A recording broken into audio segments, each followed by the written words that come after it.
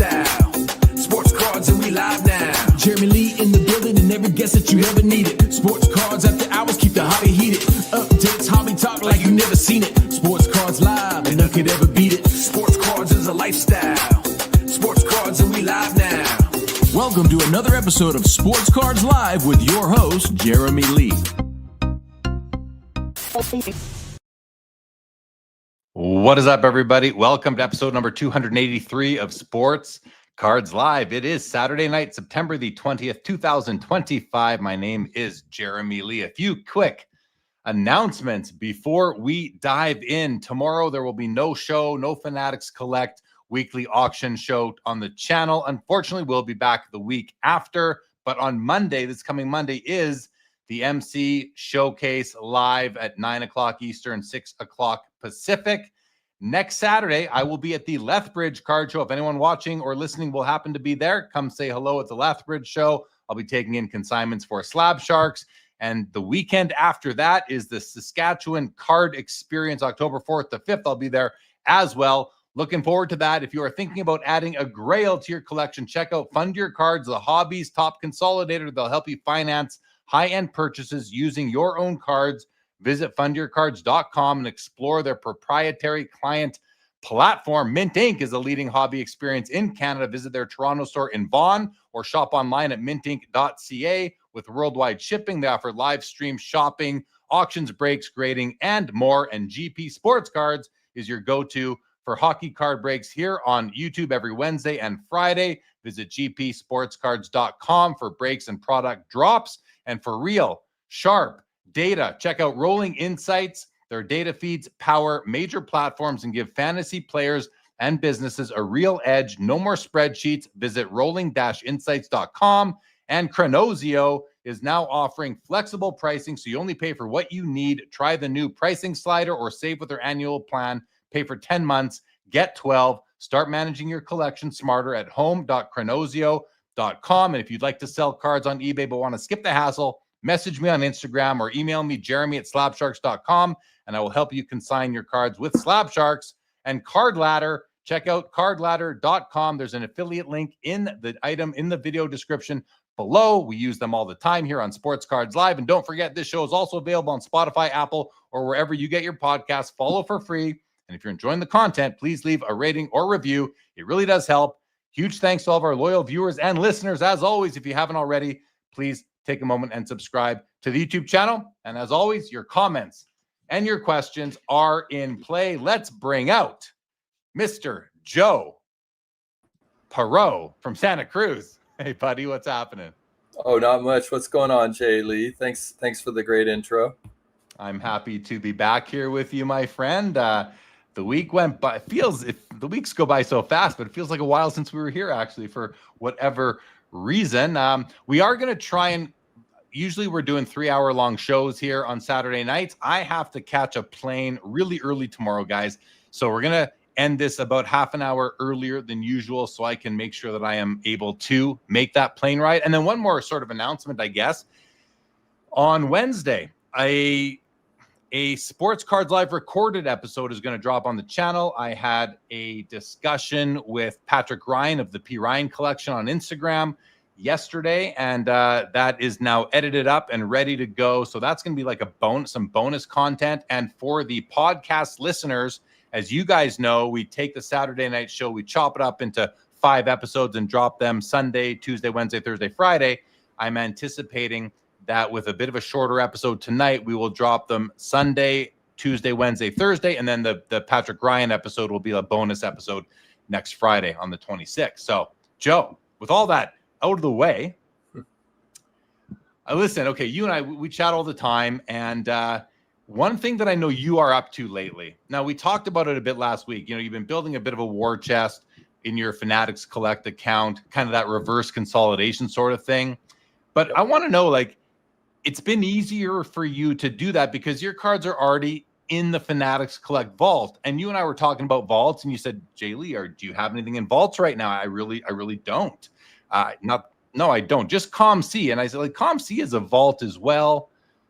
PSA has a vault. Fanatics Collect has a vault. I think you can almost consider Ship My Cards to being a vault as well, because they will hold cards for you. And bring them to you or ship them to you country to country. But what are your thoughts? I mean, has utilizing the vault lately had a big impact on your collecting experience? I'd say, yeah. I mean, not all my cards are in a vault. I mean, in fact, probably just like a third or a quarter. But for someone that's space challenged, I like being able to sort of have them visible and organized in my vault. I can appreciate them.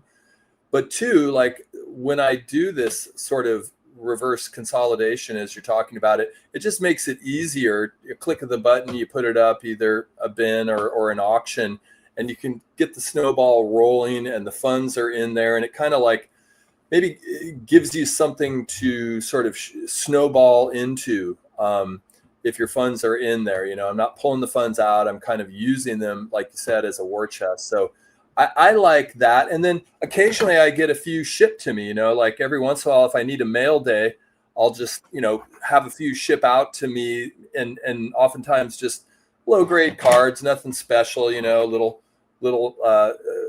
Jokovic for, you know, our guy Hoj there.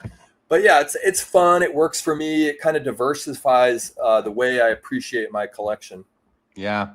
So I've been buying and selling on ComC since like 2013.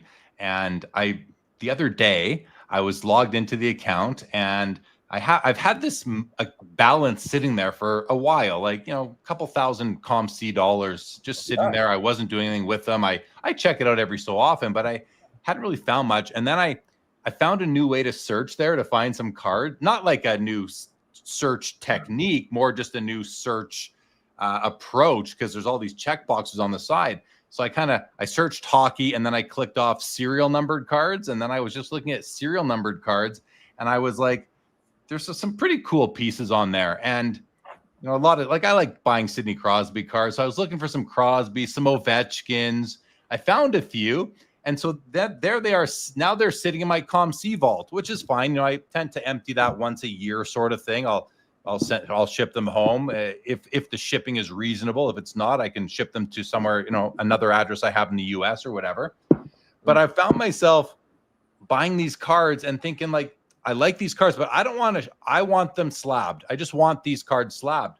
So I was like, I wonder, I've heard about grading through ComC, but I didn't ever really look into it. So I clicked on the grading thing, and there's three options. One is like, I think one is their own authentication of some sort. And then there's CGC and there's PSA. So there's no Beckett or SGC. And so I was like, well, how much is it to grade a card with PSA? And I'm looking at the cards I buy. Like, cards I bought anywhere from $15 to maybe $200 ComC dollars. And to grade a card with PSA through ComC is $23. And I thought, that's not that bad, you know? So I found and listen, you've heard me say, I don't grade cards with PSA. I just buy pre-graded cards. Well, that's no longer true. I just sent like 8 cards to PSA grading through ComC. So we'll see how it works.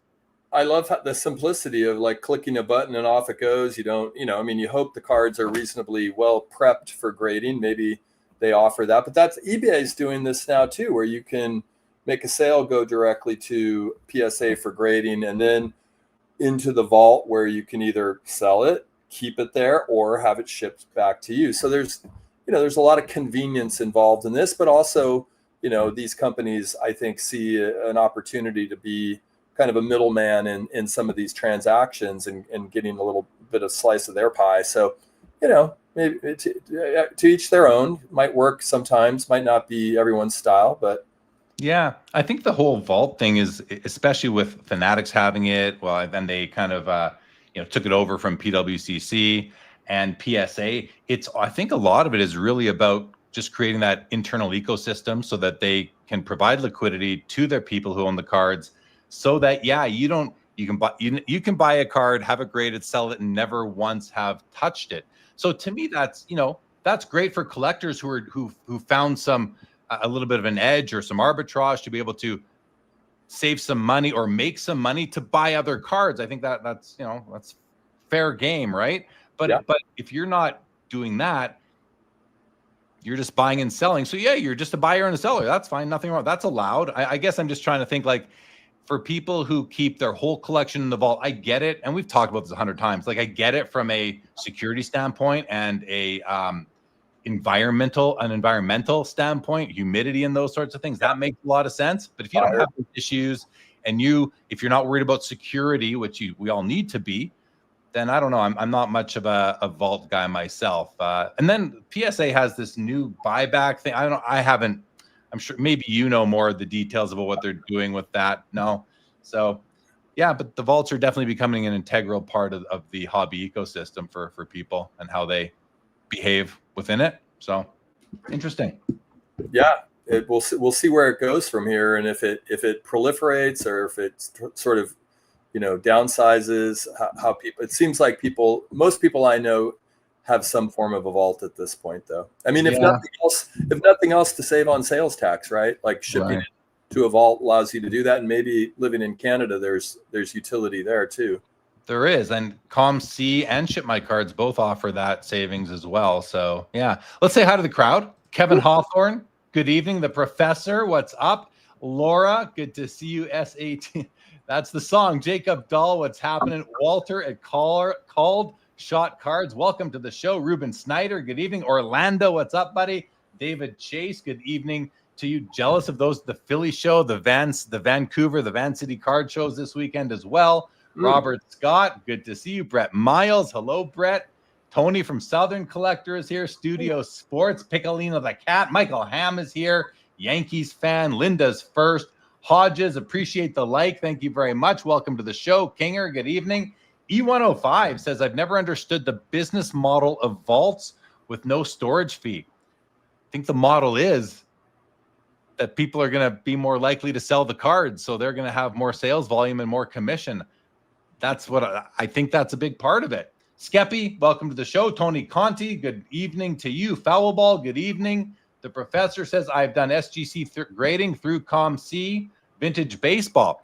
That's it, SGC through ComC. So if I go to ComC right now, where you guys can't really see, but if I go to ComC right now, and I don't know even if I have any cards everything is off to grading. I have one card in my sales inventory. If I click on that one card, and then I go to my actions and I say submit for grade, I know you can't see what I'm doing. That option is not there. The options are ComC, pre-grade service, PSA, and CGC.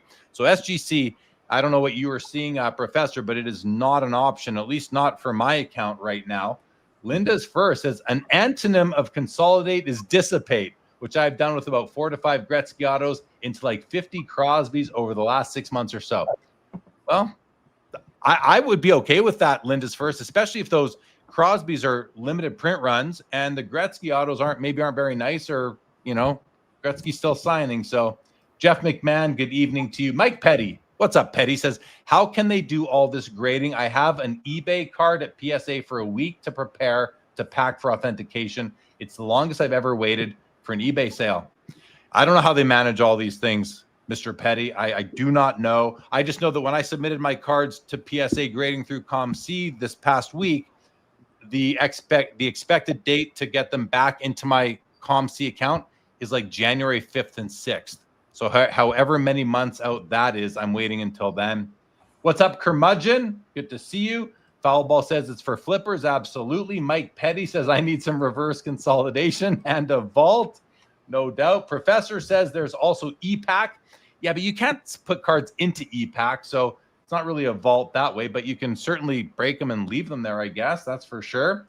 Jeff's Card Journey, what's going on? Mike Double V, welcome. Ben Diamond, what's up with you? Pastor Greg, hey, well, glad you're checking in. Better late than never.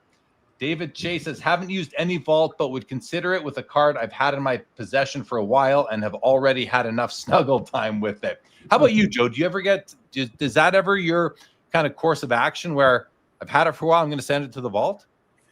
I don't send them off to the vault quite as much because I am fairly active on at least the Fanatics account. And there is, someone mentioned no storage fees.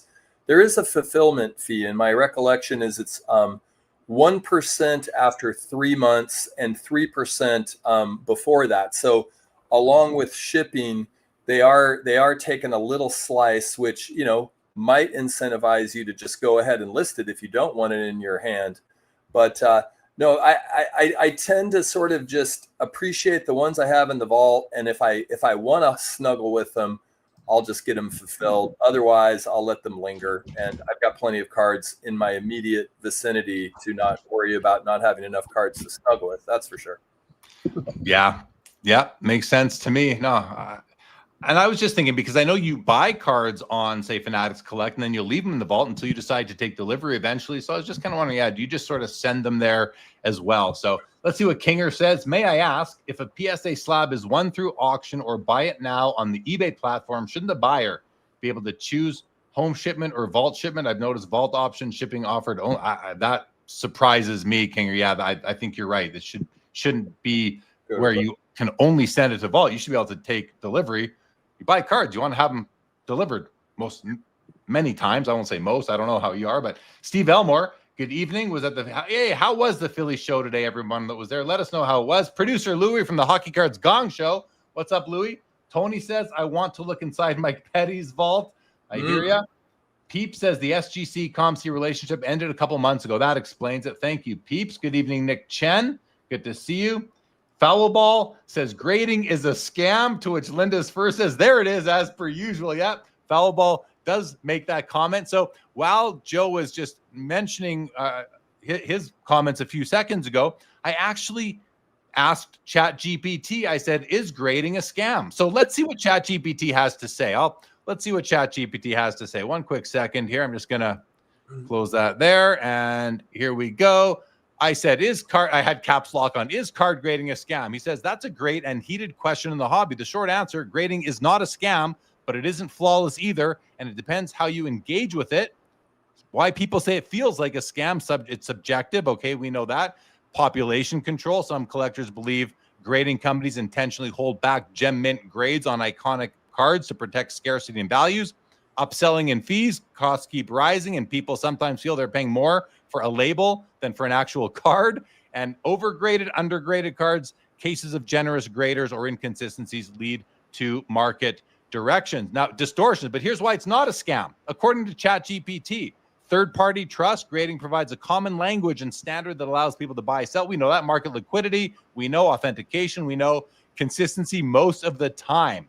Most of the time. The balanced reality, it's a tool, not the truth carved in stone. It works best when you understand its limits. Some hobbyists lean on it, on grading as the authority. So is it a scam? No, but it's not a perfect science. Think of it like credit ratings, useful, powerful, but open to human bias and systemic incentives. Or do you want me to give you the harsh calling it like it is version of this too? Well, I think we're good for now, but we got Foul Ball for that. Yeah, he'll set us straight. So there you go. ChatGPT says it is not a scam, but maybe it's a sham. Maybe it is. We'll see. James Wynn says vaults are awesome. TJB, welcome. James Wynn says can't wait till Topps cards come home graded out of the box. Right. Laura here says Michael, only select vintage collectors know that band. I'm not sure what that's about. Steve Elmore about the Philly show. You saw Leighton bought a 51 Bowman Willie Mays SGC 3.5. That's a huge card. Congrats, Steve Elmore, on your Willie Mays rookie card. That's the rookie. Yeah, you got a congrats from Orlando as well. E105 says only autograph grading is a scam. I can see you. I can meet you on that hill right there for sure. Mikey says make it give you a yes or no answer. Yes or that's a good idea. Yes or no. Let's see what it says. I'll come back to you. James Wynn says, if it was a scam, they didn't grade Star Jordans because they wanted their friends to get the jump and buy them all, so now they're grading it. Oh, it was a scam, he says. Foul Ball says ChatGPT is flawed. Vintage Card Collector says ChatGPT is greater than Foul Ball. This is great. Consistency, ChatGPT is broken. Ben Diamond says it's a scam when they don't give me 10s. Hey, I think a lot of people feel that way. Vintage Sports Pursuit says foul balls are a scam. They should not count as a strike for the pitcher. Right. Ryan McClanahan, what's up, Ryan? Says vaults are only good if you believe the company won't get raided by law enforcement or bankruptcy and your cards are confiscated. What do you think of that, Joe? Do you ever think of that? I used to when I had a little more uncertainty back in the PWCC days.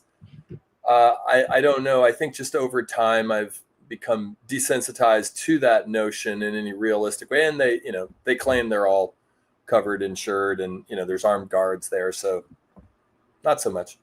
Yeah, and I wonder if there's legal documentation, like contracts underlying that the vault companies don't own those cards; they are being held in trust, sort of thing. So, Right. Anyway, that's something for someone else to figure out when it actually happens. I hope I'm not involved in that mayhem when it does go down. So I just asked ChatGPT. Here, I'll show you guys. Yeah. I said, is it a sham? No, it's not a sham. It's a real service that adds trust, liquidity, and authentication, but it can be gamed. It's subjective, and sometimes it's marketed as more precise than it really is. The gap between perception and reality is what makes some collectors call it a sham. Would you like me to give you the one-line hobby barbershop answer, the kind of blunt take you'd use in a casual debate? I mean, we can go on forever with ChatGPT, so just leave it at that. What's up, Rage? Rage is in the house, everybody. Welcome to the show, Rage. Joe, here's a question for you. Okay. All right. What you got? You've been collecting your whole life, just like I have. You Yep. You're like me, vintage to modern. Like, we have that in common, which is pretty cool. But let's say all your cards were in a vault, Okay. and the vault was bombed. Oh. And you were compensated by the insurance company for the value of the cards that you had in the vault that got bombed. Okay. I don't know how much that's worth. You don't have to tell. It doesn't really matter. You probably don't even know. What would you, with that money, and you had to spend the insurance proceeds on singles? Yeah. What are the first 1, 2, 3, 4, 5 cards that you're gonna buy?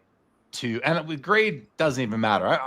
I mean, you can say it if you want, but I'm more curious about what cards would you buy to start your collection off again from fresh from start. I think I'd start with vintage. I think I'd start with Jackie Robinson, maybe the 48 Leaf or the 49 Bowman. From there, I might try and grab a DiMaggio. I might try and grab a Ruth if the payout was significant enough to get into a 33 Gaudy. Maybe one T206 card, maybe a Walter Johnson portrait, yellow portrait card. I love that card. And then I would probably jump all the way to the 2000 teens and look for some Curry cards, because as a Warriors collector, I'm not going to be getting, the tops. I'm not even a big fan of his rookie card, and I'm priced out of the ones that are significant. So I'd probably mess around with maybe immaculate Curry, like some patch auto immaculate, or maybe a flawless patch auto Curry, maybe something in the land of like a parallel prism, not a black, obviously, but if I could get into a gold or maybe a cool color, early Curry color, something like that. And then maybe, I'd want MJ represented somewhere. And that's tough because getting into the MJ market at this point is challenging. So maybe if I could afford it, some late exquisite, it wouldn't, an auto patch is probably out of the question, but maybe just like an exquisite patch of MJ would be cool, like a 2008 or something like that. And I'm just, because I love ultimate collection patches, even an MJ ultimate patch would be nice. But I have a follow-up question, which is, would you look to replace cards you already owned? You mentioned 48 Leaf Jackie, to which E105 says 49 Leaf, to which I say yes. But until PSA changes what they put on the labels, I'm going to keep on calling it 48 Leaf. Otherwise it's confusing. But in any event, would you be buying cards that you lost in the explosion, or would you be buying cards you never owned before, or a bit of both?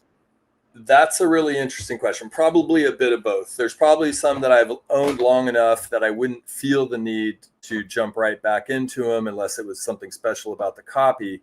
But there are definitely ones where the issue is the issue. One that I missed as well, it would be like a 49 Bowman Satchel Paige. I love that card as well. So if I could find that. I own one, but if it was gone, I'd probably want to get another one. Hell, I want to get another one anyway, even after owning one. So, I can sometimes find myself wanting to double up on the issues that I really like. So, if I lost some of those issues, I certainly would want to replace them. Yeah. Yeah, it's a fun way to think because it almost makes you consider your current collection and what's most important to you. Right. Especially if you, because it's the same thing, right? Whether it gets bombed in a vault or you take your collection and sell it for cash and you force yourself to spend that cash on cards again, you kind of wonder, would you buy cards you already have or different ones? And then if it's different ones, assess what you currently own. Yeah, it's that old question too of like, if your house was on fire and you could only grab 10 cards, what would those 10 cards be? And they may or may not be the most valuable depending on the kind of collection you have. But it is interesting. It's funny. I mean, I didn't really give this much thought, but if you suddenly had no cards, I might sit back and think a little bit before I jumped right in to think about a little bit more intentionally about what kind of collection I wanted to create. I might be a little bit, I'm so impulsive, I'm so all over the place. I might return with a little bit more focus, but I'd need some time to really drill into what that focus would be. Yeah. I think I'm the same. I think I would maybe replace a few, but even with all the cards that I've let go over the last couple of years and a couple of big collection transitions, I don't find myself buying back cards that I let go of. Right. So it's like, but if everything blew up, I think there would be some that I would certainly want to replace. Yeah, as long as I was compensated for their current fair market value, not the old fair market value. Peachy Gretzky rookie, would that be one you'd go out and replace, or is that one you've owned in so many iterations that you feel like you could probably do something else with your Gretzky money? It's funny. And I was thinking about that as I was posing the question to you a few minutes ago, because you go back 4 or 5 years on Sports Cards Live, and I've been known to say, hockey collectors, you need to own a Gretzky rookie. And I'm not necessarily saying that you don't, but not every hockey collector needs one. If you don't collect rookies, if you don't collect 70s and 80s, maybe you don't need one. Would I go get one again? Like, I don't know. I'm not going to sell the ones I have, but would I go buy them at this point? Which is such a weird way to look at things, because I don't know that I can reconcile the two aspects of that internal debate. So I don't think it would be super high on my list. Yeah, but eventually I probably would.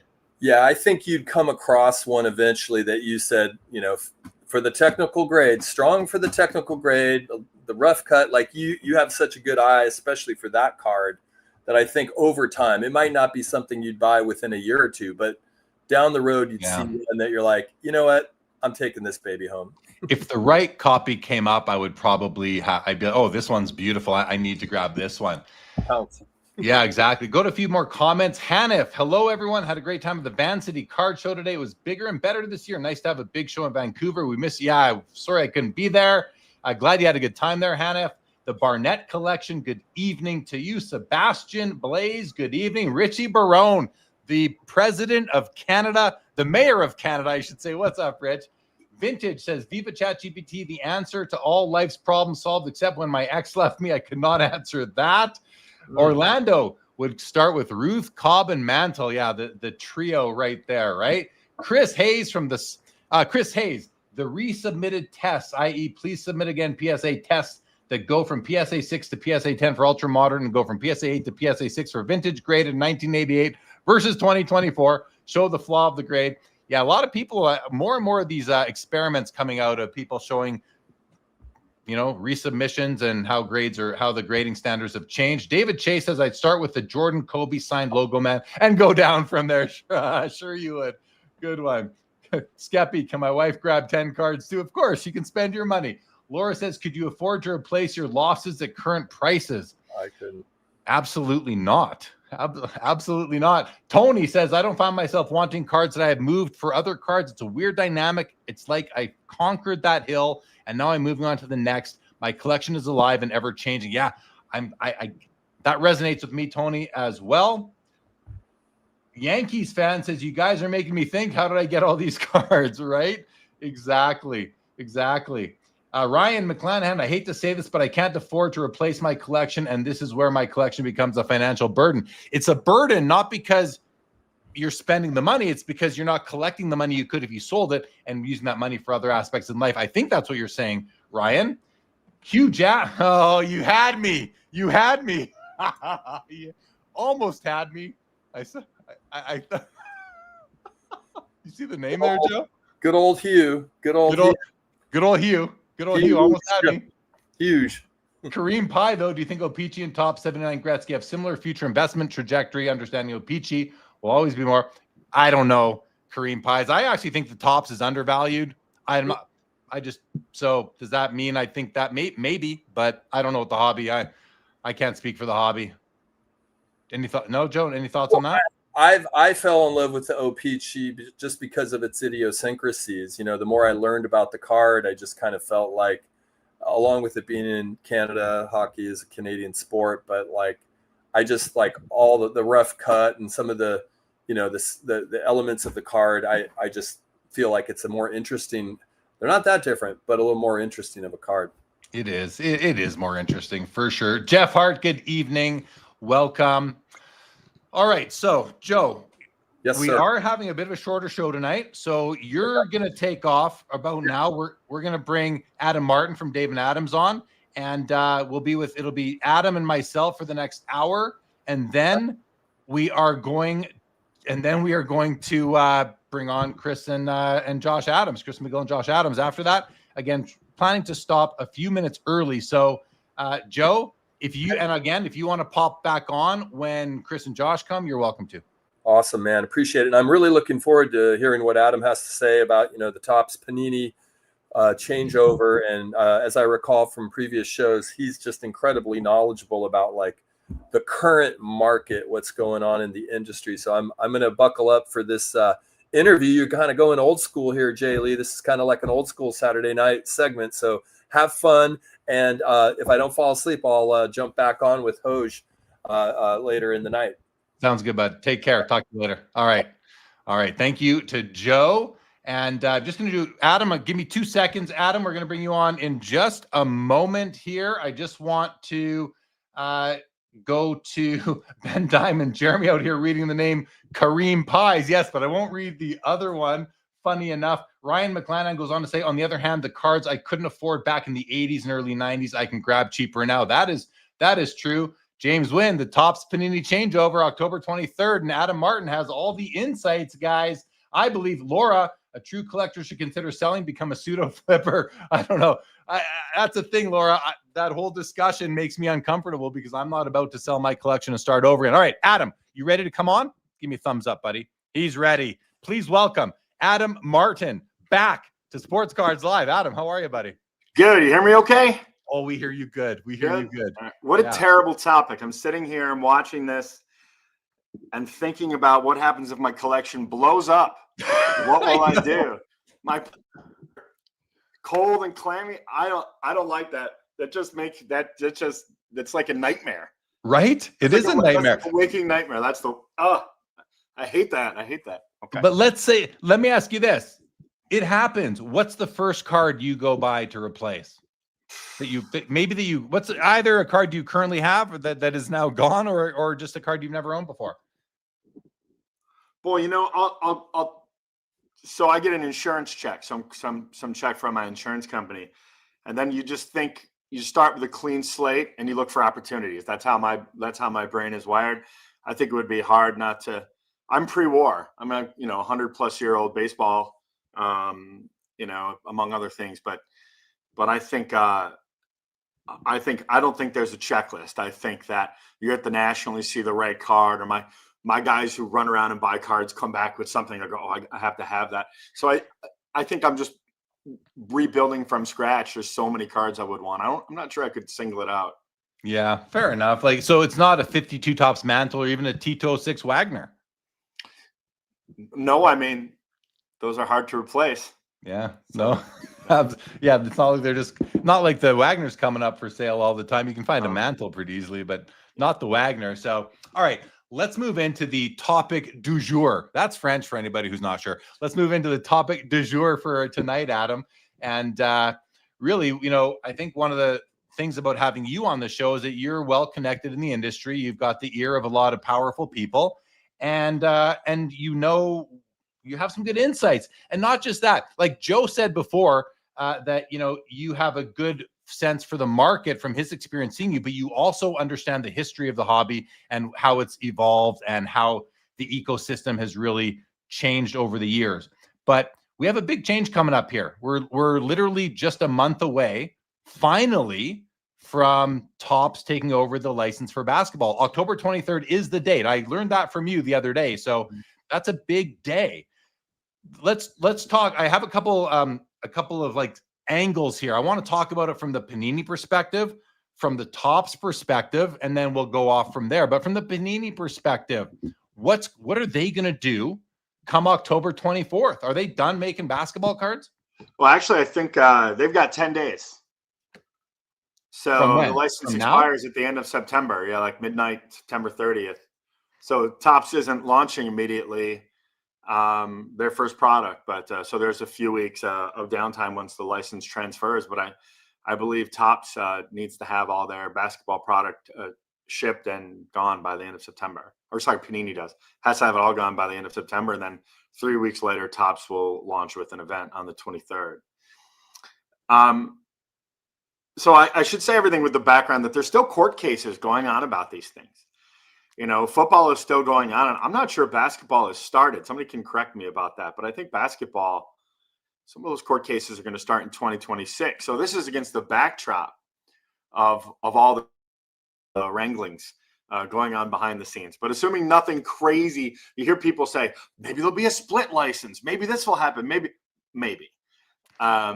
But assuming something crazy doesn't happen, yes, we're going to go to a world where the only NBA license cards are produced by Fanatics, and come first, football, NFL will follow.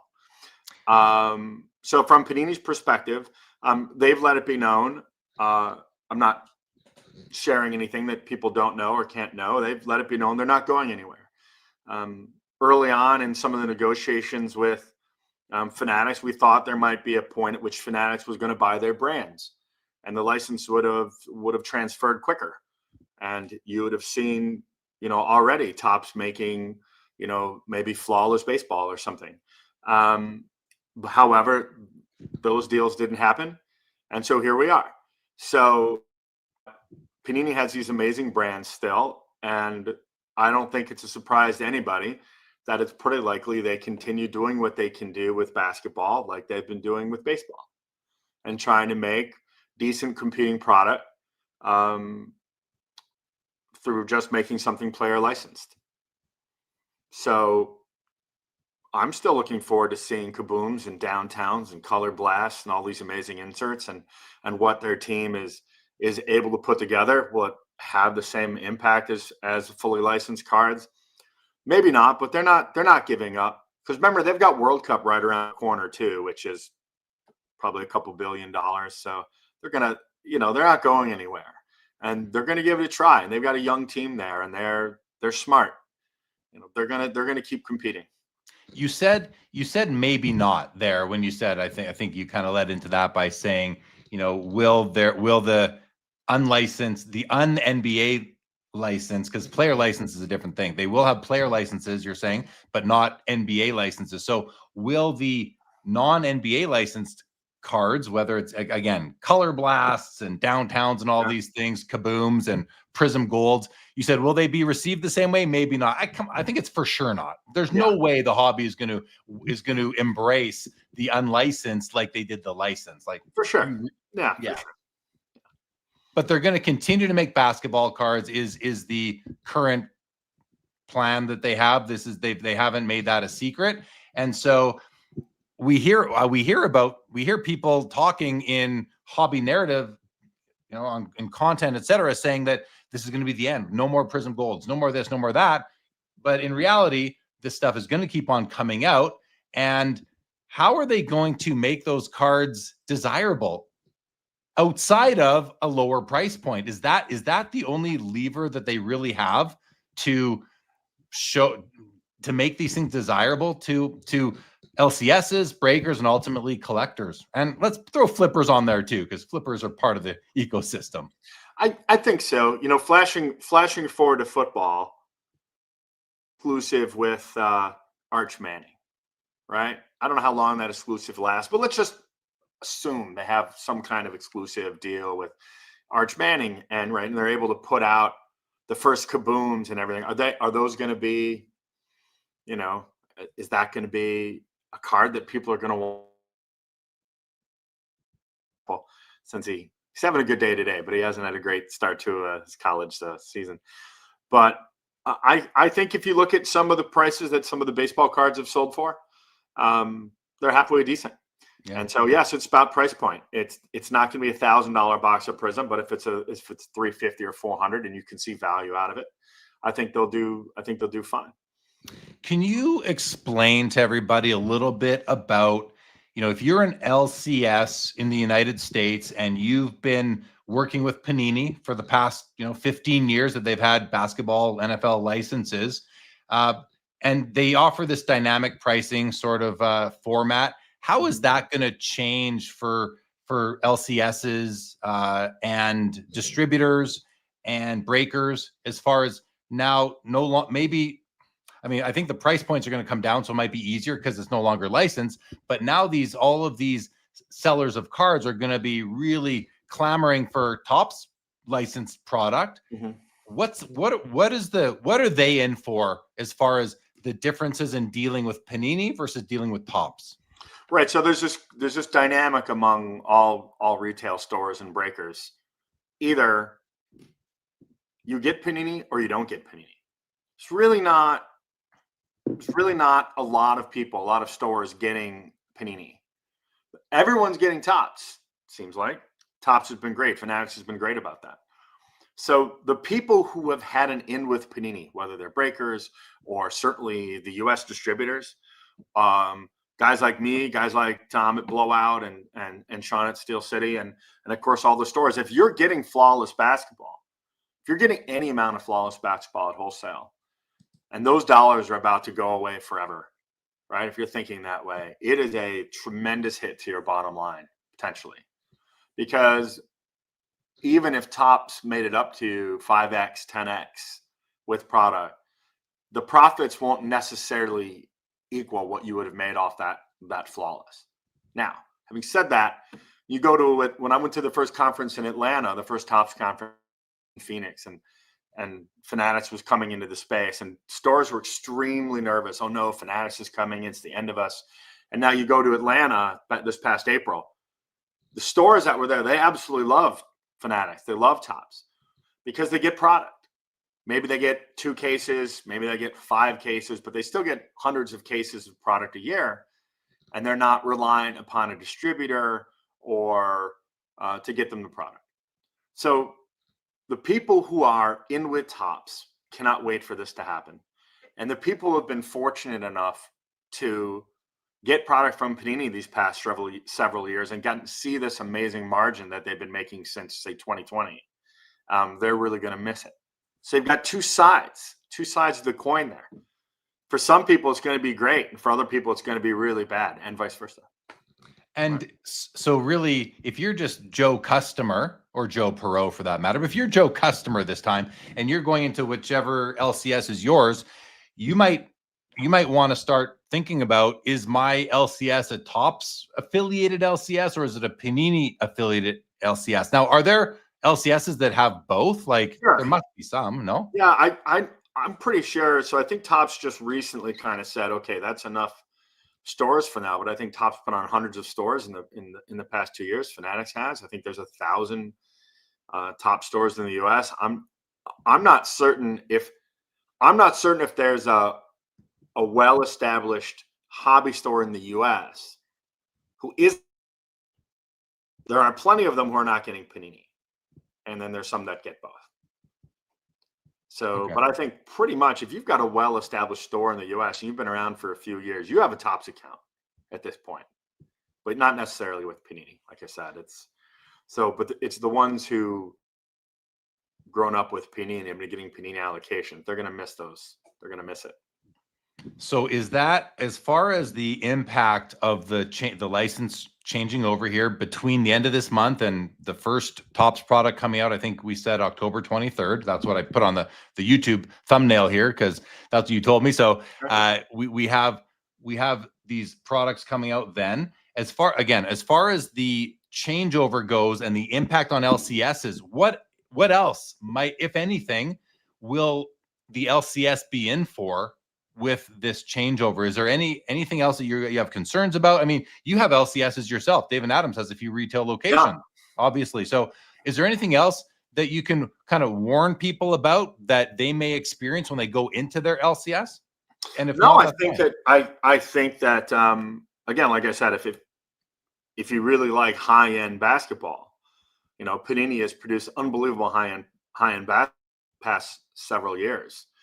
And Fanatics is going to have to show us that they can make dynasty basketball and their other high-end basketball brands very compelling, because Flawless and National Treasures, Immaculate, all these high-end brands are going to be a tough act to follow, especially in the breaker community. The really well-established breakers who fight to get Flawless and Treasures and are breaking 10, 20, 30 cases a night sometimes. I don't know how they do it. It's very impressive to me. What do you replace that with? Right. So that's a concern. Can you go out and get 40, 50, 60 cases of dynasty basketball?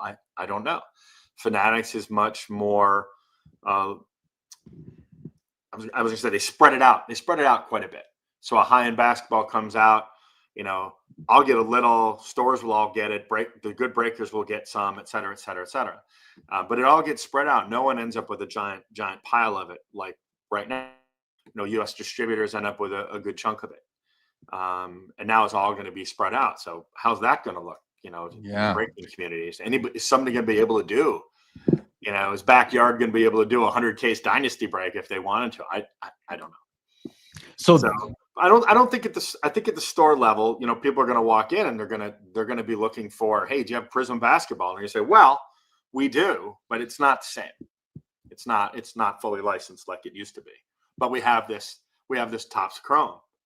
And they'll go, I just bought blasters of that, or I can get megas of that. There's going to be a lot of choices. There's going to be more product available, which can also be a really good thing. So the price point should be more reasonable for collectors. So Topps has got, Fanatics has got a lot to do. They're going to have to make basketball. They're going to have to make baseball. They're going to have to make football, print enough of it to keep everyone happy and get it out on time.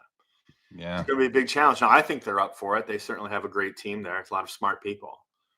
But again, at the store level, it's just going to be different options that people haven't seen before. And hopefully things keep going like they're going. So let's talk about breakers for a second. Obviously, breakers are putting a lot of product out there into the ecosystem, and Fanatics owns Fanatics Live, which has live breaking, live selling on there. Is with it seems like a lot of power for them to have to manufacture the cards and have custodianship of one of the biggest live breaking platforms. I think the only one bigger than Fanatics Live is probably Whatnot. I'm not sure if eBay Live is do you know how those three live shopping platforms rank right now? Well, I think eBay Live is still quite a distant third, although they're working really hard to grow it. I think they're still pretty new to the space. And I don't want to get wrong. I think Whatnot still is the largest, but Fanatics Live is certainly coming on. They had some, early issues with the platform, like so many companies do, like everyone does. And they've corrected those issues. They've got a new team in place. And, just because I think it's the right thing to do, every Topps product that our breakers get, allocated from Fanatics, we break it on Live because that's their platform. Right. So that's the thing. What is the risk that Whatnot faces right now? Are they going to just be the place to go break unlicensed basketball and football cards come next April, or will Fanatics?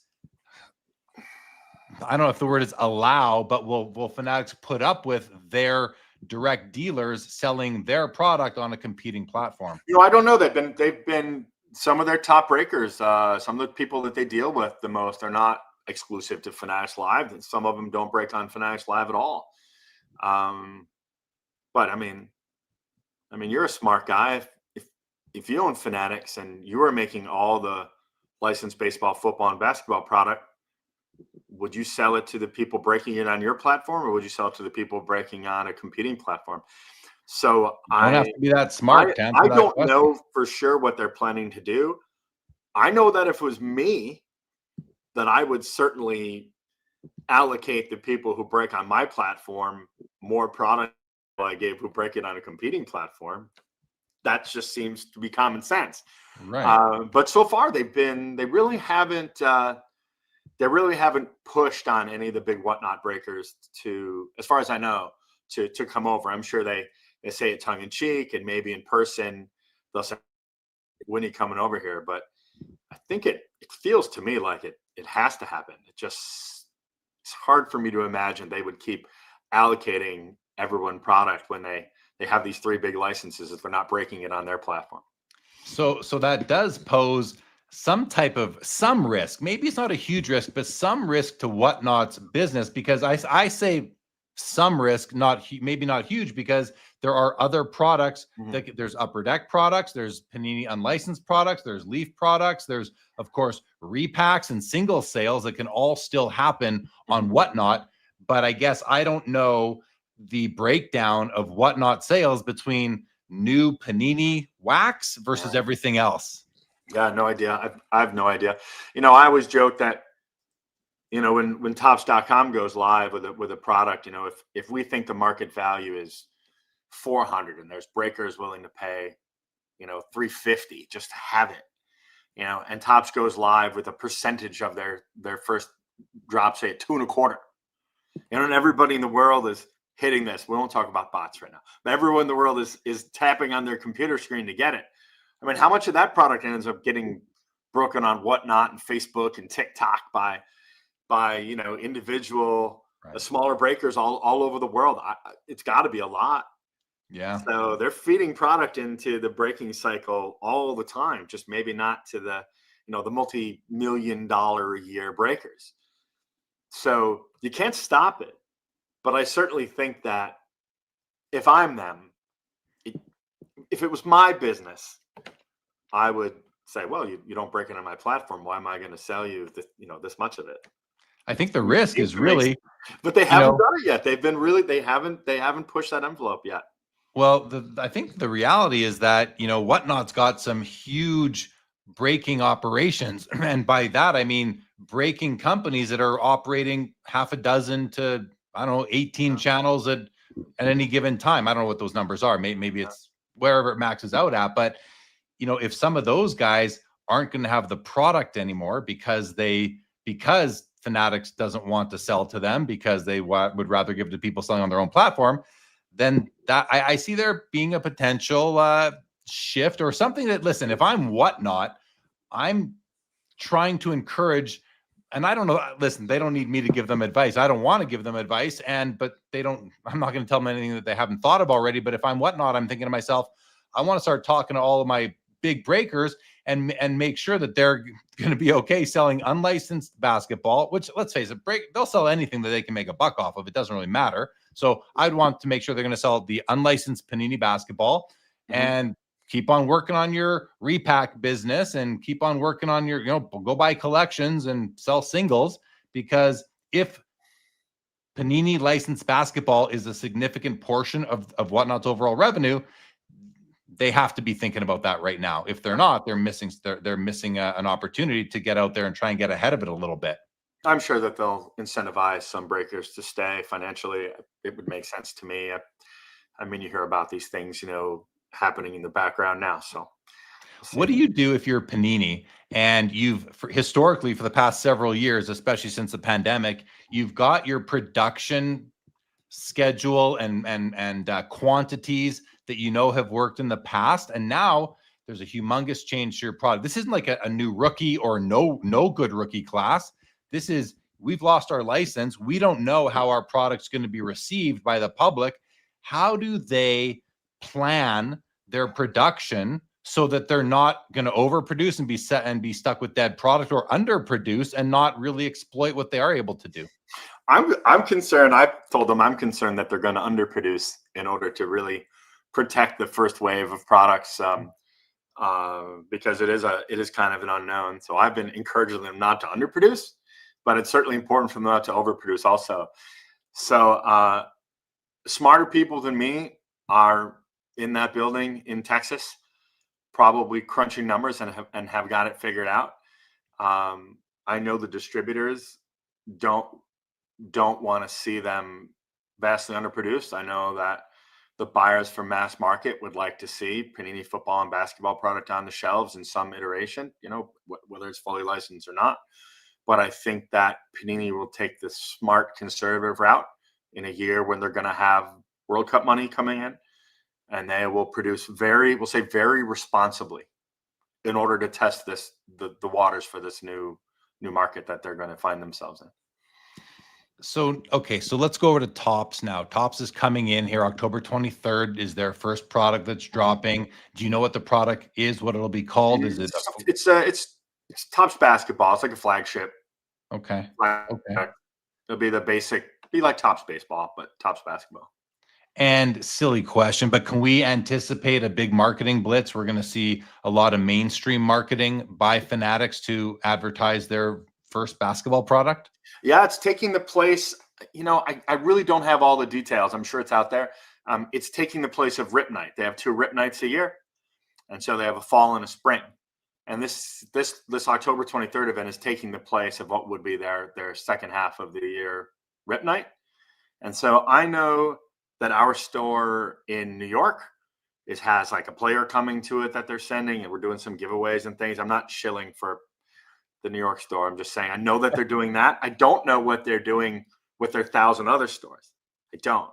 I know they're doing some launch with bigger launch for 6 or 8 places. Very fortunate to have been selected.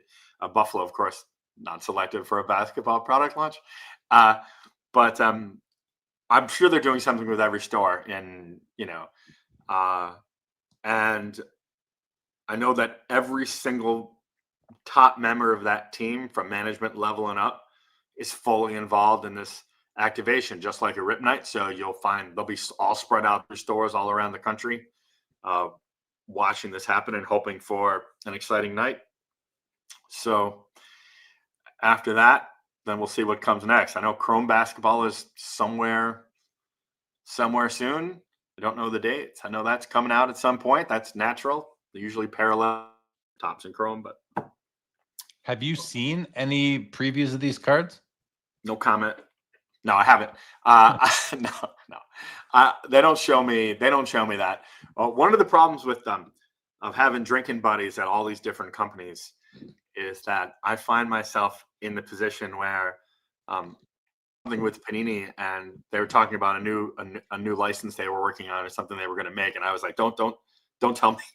I don't want to know. So if it gets out there, if Fanatic suddenly says something about it, didn't come from me. I love these people personally. I don't want to know. And so I kind of carry my same way with Fanatics. If I really, I'm sometimes I feel like I'm the last to know. People in my building will say like, "Oh, did you see Topps is making this or the Panini's making this?" And I'll say, "No." 10 years ago I probably would have known, but now it's the world in our industry is a little too contentious at the manufacturer level. Yeah, a lot going on, as you know, and I'd rather be blissfully ignorant in case it gets out there, so that nobody can point a finger at me and say that I said it wasn't me. Yeah, exactly. How does Cooper Flagg fit in to Topps's launch here on October 23rd, if at all? Timing for them. Yeah. 24/5 basketball. The Panini made the fully licensed 24/5 basketball had some hits and had some misses, because when you explain to people, when I explain to people what I do, my business is based upon me, right? If people can't afford to buy their kids food, they're probably not buying cards. Well, some of them probably are, but not everybody are great parents. No, but I would say that I tell people the overall economy and the rookie class, and good rookies is what defines the success of my business at any given time. Flagg is certainly a rookie to look out for that people are excited about. Had a great short college career at Duke, first pick overall. Went to Dallas, which seemed interesting that he went to Dallas right after they traded away Luka. But in a decent market, I think it's just perfect timing for them to have a rookie, and obviously they've already been making lots of different cards of him, and he'll be featured on all their packaging, I'm sure. And they'll hang their hat on Cooper Flagg for this year and hope that he performs. And if he does, the products will be great.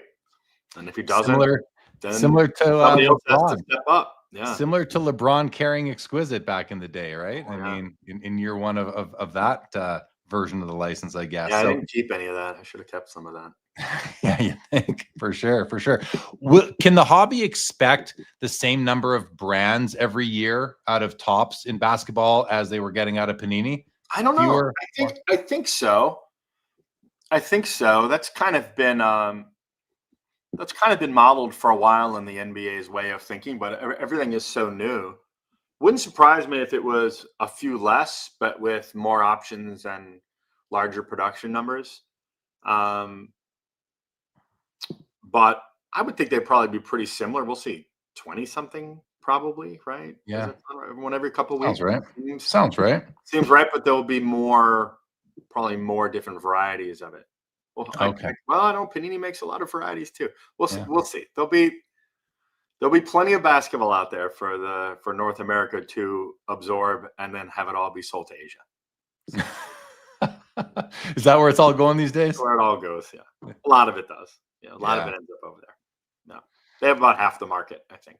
That's a big piece for what was typically a North American sort of hobby, right? So I mean, if we're not talking stickers, so and then when Fanatics came into the business and kind of did away with the distributor network, which was a layer of profit takers in between manufacturer and retail distribution, how does that change the business?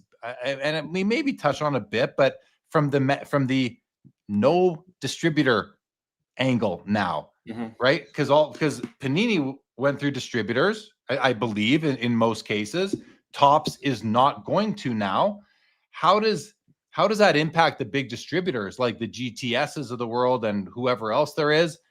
Considering now that if they can't distribute Topps and they can't distribute licensed NBA, does this just mean that they're just going to have to take what they can get to sell to stay alive and keep their businesses going? Or are they going to diversify into other collectible categories? What do you see happening there, both for them, but also how does that impact the LCS?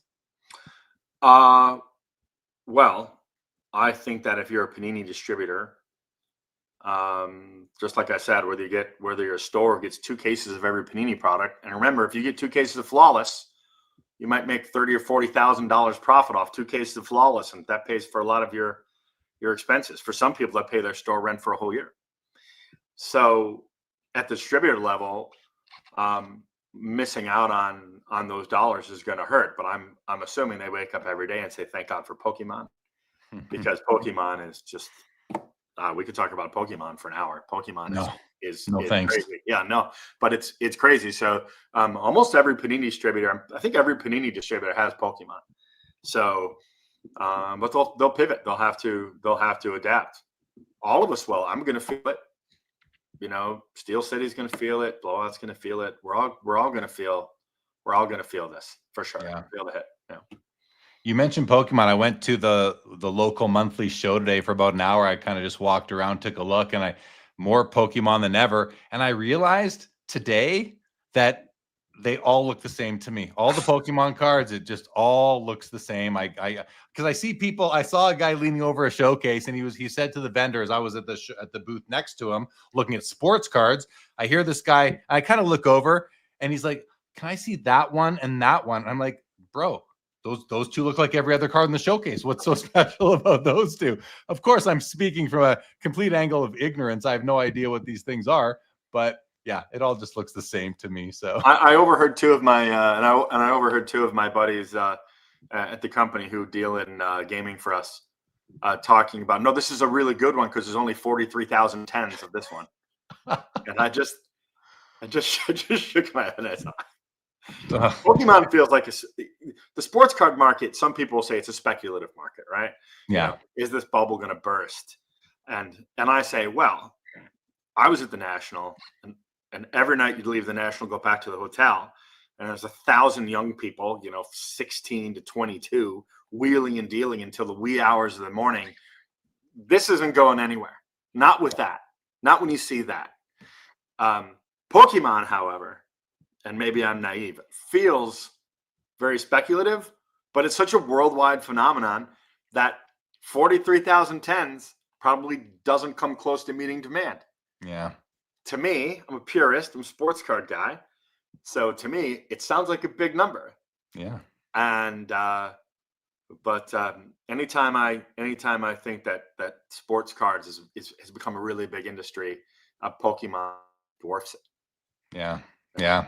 So Well, I don't like that. I don't like it, but I mean, if Charizard gets traded to the Dodgers, you never know what could happen. Things could move. The Dodgers keep spending money, so it's always possible.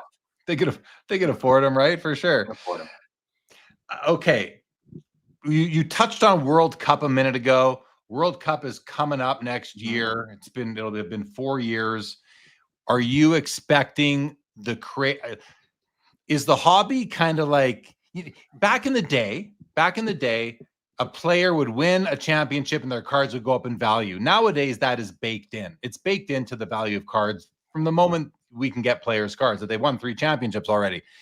Is World Cup soccer going through a similar sort of thing there where is it already priced into cards that haven't even come out yet? Or is there going to be some great opportunities for people to buy the upcoming Panini World Cup cards and be able to make a fortune on them? I'm not talking about retailers, distributors, even manufacturers. I'm talking about collectors who are also flippers in many cases. Are there going to be a lot of opportunities to hit like humongous cards just like before? I think so. I mean, I don't know I really understand soccer trading cards more than I understand baseball trading cards. If I was asked by a manufacturer my opinion of a soccer card product, I can probably give them a pretty good answer because I understand that market pretty well. And I've been telling people every year, starting in 2014 with the Prism World Cup, I said, you don't sleep on this product. Make sure you buy it and maybe put a case away. And then 2018, I just say it every year, and I have to keep saying it. But World Cup success will lead to rookie card success, right? So rookie cards will go up. If Lamine Yamal, he's cooled off a little bit now, but if Spain wins and Yamal has a good tournament, then Yamal's rookies will probably see a spike, and that's just how it's going to be. But I still tell people who you still go to shows and you don't see a lot of soccer, and I still tell people you probably are smart enough to know now not to sleep on Prism World Cup because it's probably going to do well. Yeah. And as much as they may produce, and I hope they produce a good amount, it will probably get absorbed because it's different than 2022. It's a little more educated. There's a lot more soccer breakers than there were in 2022. Soccer breakers have been asking me, are you going to have soccer that you can sell me? So I think the soccer market has matured. This will be incredibly in demand. And if you're fortunate enough to be able to pick some up at a reasonable price, whatever that means, I'm still telling people don't sleep on Prism World Cup. Yeah. Again. Well, you've been right 3 times in a row, so you may as well. It's not rocket science. And then this year, I don't know what's going to color blasts. Maybe I don't know what they're going to put in it, but there'll be some kind of case hit that's incredibly popular that we haven't seen in the past, and that in of itself is just going to make the breakers just for sure rip thousands of cases of it if they can get it. So. Well, yeah, their customers are familiar with these case hits and inserts, so it'll be an easy transition for them, especially those who aren't selling or who are used to selling a lot of Panini product, licensed basketball. So it'll be nice to have that carryover for sure to fill the gap from no longer having the licensed basketball cards. Let's switch it up here. I want to ask you about Walmart. This is interesting, and it might be off people's radar, but Walmart had a booth at the National this year. And what is Walmart trying to do in the hobby right now? Are they trying to become another Whatnot, eBay Live, Fanatics Live sort of thing? Or are they just, they've been selling retail wax for decades, so that's nothing new. But did you talk to them at the National? Do you have any insights into what they are looking to do hobby wise right now? I didn't talk to them at the National. I know that some of the people at my company did, and I know that we sell a little bit on their .com platform. I think that big companies are looking at what's going on here and saying, "Hey, should we jump into this?" And maybe they're coming in late, or maybe with all the marketing dollars that Fanatics is cranking into this, we're going to keep seeing it scale up. And Fanatics and Walmart is still getting in a significant player, but it is interesting to see a giant, what you'd say, generally say like a discount retailer, coming into the space and have a breaking platform and do all these things. So it's going to be interesting to see. That's not one that I saw coming. That booth at the National totally surprised me. And I know that they've taken a greater interest in cards, and that they reached out to us and said, "Hey, can you break on the site?" And a couple of years ago, they asked us, and it was just made no sense at all. And all the restrictions and all the problems that we saw 2 years ago, they took away. So they're really going after that business to compete with, with eBay and everywhere else. But for them to have a booth at the National and talking about putting up breaking platforms and really being involved in the hobby is, again, it's an indicator that, Walmart and Kevin O'Leary, it's just all lumped in together. Everybody's looking at it and go, ooh, there's money to be made there. Yeah. But shocking for Walmart that I didn't see that. I didn't see that coming. I don't know who's next. Yeah. Right. I don't Amazon. I mean, there's only Amazon after that, really. Costco sells a massive amount of trading cards, like massive amount of Pokemon. Like, it wouldn't surprise me if Costco sells more Pokemon than all the other mass retailers. You said, you said Walmart might be late to the game. Then I think about Apple getting into the smartphone business. They were late to the game getting into the smartphone business, and look at them now. They basically own that whole industry. So Walmart, they're pretty who big. knows? They're a big company, as I understand it, Walmart. So yeah, I think they have some money. They've been doing okay for a while. Yeah. Doesn't that make everybody with a store nervous? It makes me nervous. Walmart, GameStop, and all these companies coming in going, I want some too. I want some too. Has GameStop had an impact that you are noticing throughout the industry, or any of your colleagues, any of the people that you're talking to, your friends throughout the business? Is GameStop taking a chunk out of anybody's? I'm sure. I mean, GameStop are super smart. Here's a company that was, a few years back was kind of flailing, and everybody was shorting it. And if you haven't seen the movie like Eat the Rich, or the documentary Eat the Rich in the movie, it's fascinating. So, the whole world of Reddit, right, banded together and said, let's make GameStop better, in essence, and get these sharks who are trying to short it and ruin the stock. And that made GameStop a lot of money. What do they do with that money? They came into my business and started competing with me. So anytime I watch that documentary, I'm always like, but we've had great interactions with GameStop. There's some great are out there buying hobby product, because they've got they launched like 50 in GameStop's, like 50 mini hobby sections, and they're expanding that quite a bit. So they've been very supportive of guys like me, and that they've been buying off us to fill need. But again, as much as I like them personally, they are, it is scary having all these giant companies coming in that are ultimately competing with all of us, the stores. Are they going to start doing breaks in the higher breakers and do? I don't know, but a lot of money coming in, and in many ways they're all competing with me in stores. Remember, all the stores would be mad at me because, David Adams has it on their website at 100, and I'm trying to get 120. But now you have to deal with all these other companies coming in, and it's and so now we're on the other side of that now, going, oh my gosh, concerning.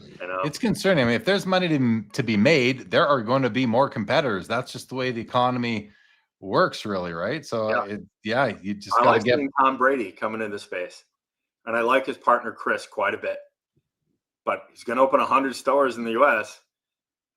And if you've got a store in the US near where one of these are, you're probably going to feel it.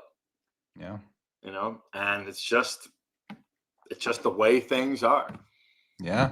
Well, it's always changing, and the most adaptable businesses will survive. Those who are nimble and have some foresight and can think ahead and start planning, they will likely survive. They might not be as successful as they once were. It depends on how much of the industry is taken over by these big companies, but some will survive and some won't. Some will just roll over and die. The advice I've been giving to stores and breakers, the ownership that I'm friends with, is something that we're doing where we say, okay, this spend bucket, call it spend bucket. This is what I spend with Topps, Panini, and Upper Deck right here, where I'm relying upon an allocation. And this is what I buy outside of singles or anything else that I buy and sell. And if you're a store or a breaker, you're in this business and you're not trying to grow this side of your business to make yourself at least a little bit resistant to what the manufacturers do or what transpire at the manufacturers, then you're doing a disservice to your business. Because, you know, if you're able to turn an amazing singles business and not be relying upon a manufacturer to allocate your product, you know, good for you. You're in a good spot. Hard to do. It's gonna be hard to do. Yeah. But you might not be the same business, but can you stay viable in that world? And it's going to come down to can you spend money on other things to buy and sell? Yeah. You mentioned it earlier. You mentioned O'Leary earlier, and we're all well aware of the big record-breaking sale a few weeks ago, $12.932 million on a modern basketball card. Great card. I want to talk to you about that. I'm sure you have an opinion on a modern card having the record. I don't want to spend a lot of time talking about that because we were down to about 12, 13 minutes here with you, Adam. But I'm curious, really quick, what do you think about the fact that right now, and it's a temporary thing, I believe, but right now, the highest price ever paid publicly at auction for a card is now a modern day card. Does that feel right, wrong, or you're indifferent that it's not a Mantle or a Honus Wagner?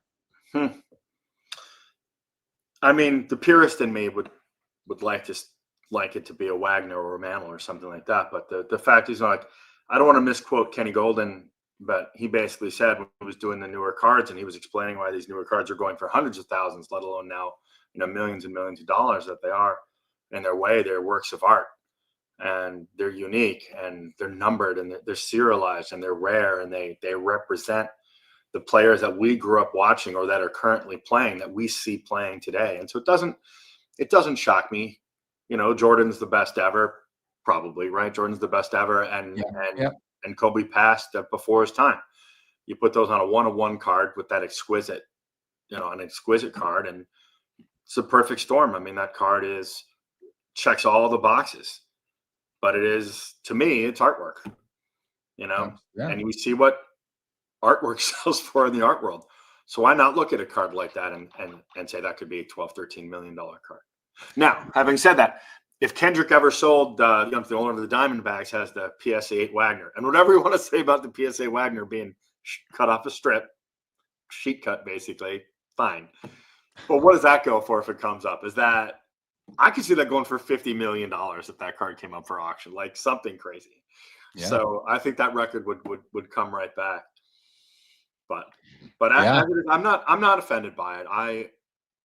Sometimes a newer card of a rookie will sell for, hundreds and hundreds of thousands of dollars, and I think that's a little bit.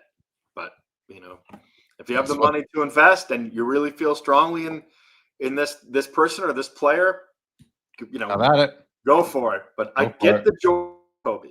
I get it. Yeah, it's a special card for sure.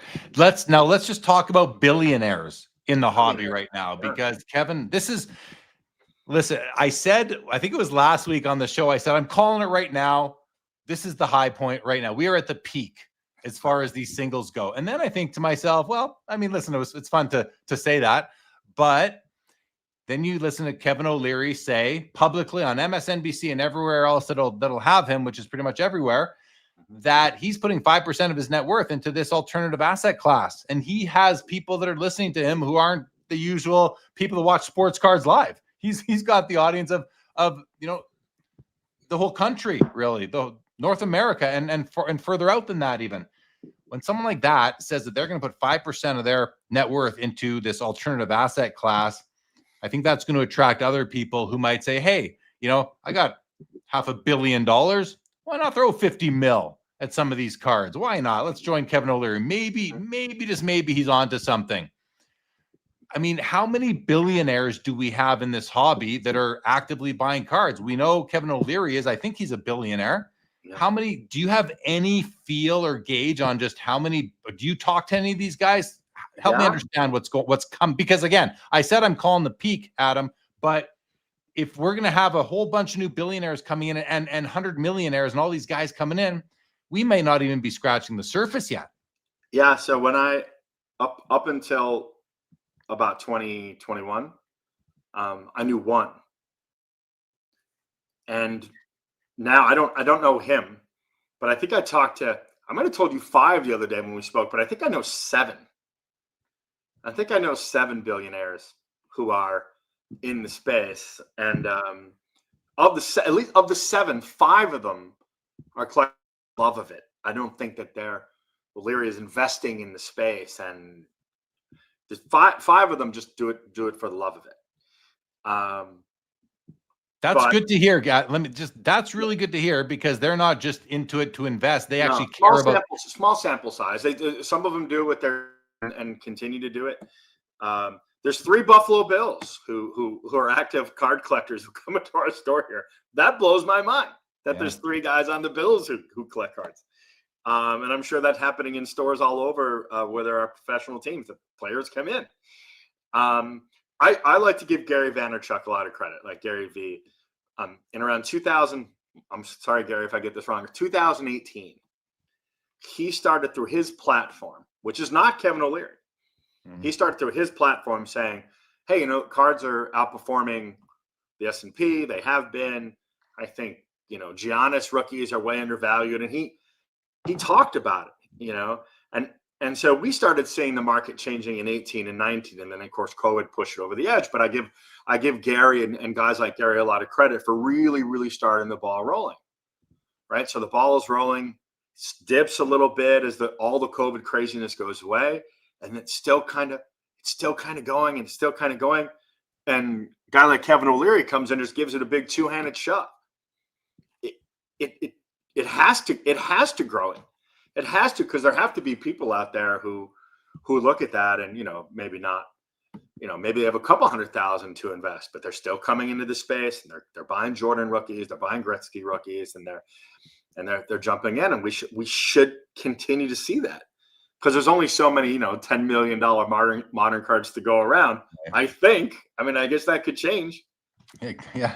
We had very, we had, what else could happen, but I think it's good. I remember thinking it wasn't going to get any more bids when it was the $6 million during the auction. So like, if I sat there and I said, I have nightmares about all these other companies coming in to compete with me, I don't look at Kevin O'Leary that way. I look at him as almost as a pure positive, right? But the glass half empty guy, says, these things usually go in. Our business has traditionally gone in cycles. And so what happens if we see something changes in the world, or something changes, with the economy, what have you, and it comes down a little bit? What happens when all these guys exit? Well, that's all these guys exit. Yeah. So that's the thing. All these guys exit, and even if the economy has issues, if the hobby goes through a down cycle, who's the first to leave? It's probably the people that can't make money in it anymore. The collectors are going to stick it out. They always have. I'll be here. I think the celebrities are the first to leave. And then maybe the athletes. I think the celebrities are the first to go, this isn't hot anymore, I'm out. That's my opinion. Maybe I'm being mean. But I think they're the first ones to get out. The people who's the TikTokers and everything with all these massive amounts of followers who came in, cards is hot. They'll leave and go on to something else. Sure. They'll be the first ones to go. And then, I don't know that there'll be billionaires investing in the space and go, the market is down, I should buy in. I think they're just gone. I hope I'm wrong. But again, Michael Rubin and the Fanatics team, and and all the people at Panini and Upper Deck are to keep the hobby where it is, and to keep growing it. And I know they're all doing it. They may not like each other, but it's all in their best interest that this keep going. And someone like Kevin O'Leary comes in, it keeps it going. Oh yeah. I know I want it to keep going. Of course. Well, I think I've a lot been of doing us this 35 years. I'm not ready to quit. I have No. I like talking to you. I want to keep coming on. Let's do it. So you mentioned Gary V, and I think Gary V it did have an impact on the hobby. And I remember hearing him say, and I think it was before the 2019 National. So it might've been 2018 when I first really realized who he was. And he was talking about how the LeBron James Topps Chrome rookie card PSA 10 was at like $1,000. He goes, this should be a $2,500 card. I had just bought one like a few months before he said that. So I was like, oh, good. Maybe I'm going to go from $1,000 to $2,500 on this card in value. That'll be nice. Why not? Right. It'll increase the value of my collection. Next thing you know, they're doing 40 grand. It went, now they're back down to $5,000 or whatever, $7,000. But they went ballistic there for a while. I bring that back up because there's a lot of people that think that people like Gary V and others are really doing the whole pump and dump thing. And so that now I'm not saying he is or isn't Gary V. Some people in the audience will have some strong opinions, I'm sure. But then I look at the Kevin O'Leary purchase with Shine 150 buying the dual logo man. And you think to yourself, well, they have other logo man. I believe it's now come out that O'Leary has said that he's got a lot of cards. That's not the first card. He's got plenty of cards. So my concern, and I'm, just playing that devil's advocate, being concerned about the hobby that I love, the hobby that is my lifestyle. What happens if they buy this card for 13 million so that they can sell the other cards for a 10x return, and that 13 million ends up netting them 50 on other cards, sort of thing. I guess what I'm asking you, not to mince words, is there any concern from you that this is just a big pump and dump on this dual logo man? Don't yet. I mean, again, glass half empty guy. I've been doing this for a long time, pretty much seen it all. I mean, I hope that's not what's happening. And so I know Shine. I just call him Matt. That's his name. But I've known Shine for a while now, since he came in, and he loves his cards. I know he's not pumping and dumping. I'm sure of it. I mean, he loves his cards. He's very smart. He went out and bought a lot of unbelievable high-end modern cards early before anybody was really looking at it, I think. And, he had his cards on display at the first Fanatics Fest, and he's added to that. And now he's part of this. And he's got, a lot of celebrities and things in the space looking at it. He's gotten to know these people. And I get to see him a couple times a year. I know for him, it's a passion. So that's a good sign. I love hearing that. I don't think Shine is pumping and dumping cards at all. And so I don't believe, with the limited knowledge I have, that this purchase was just to make all the rest of the cards worth more money so they could sell them. I don't know either way for sure, but I know when Shine talks about his cards, it's with pride. Yeah. At least that's what I take away from it. So I don't look at it that way. But well, I hope you're right. I mean, I've heard that about him from other people too. I don't know him. I shook hands with him one time for the first Fanatics Fest, but I don't know the guy at all. Yeah. So I hope you're right. I mean, just like, I like other collectors. I like people who love cardboard like I do. So I hope he's a collector, and that would be good. We always say these cards need their final home. They need to end up with collectors at some point after they trade hands a dozen to 24 times between repacks and breaks and everything else. It's and flippers, of course. I hope you're right. I hope you're right. Well, I know Nat Turner's got unbelievable cards. He's not.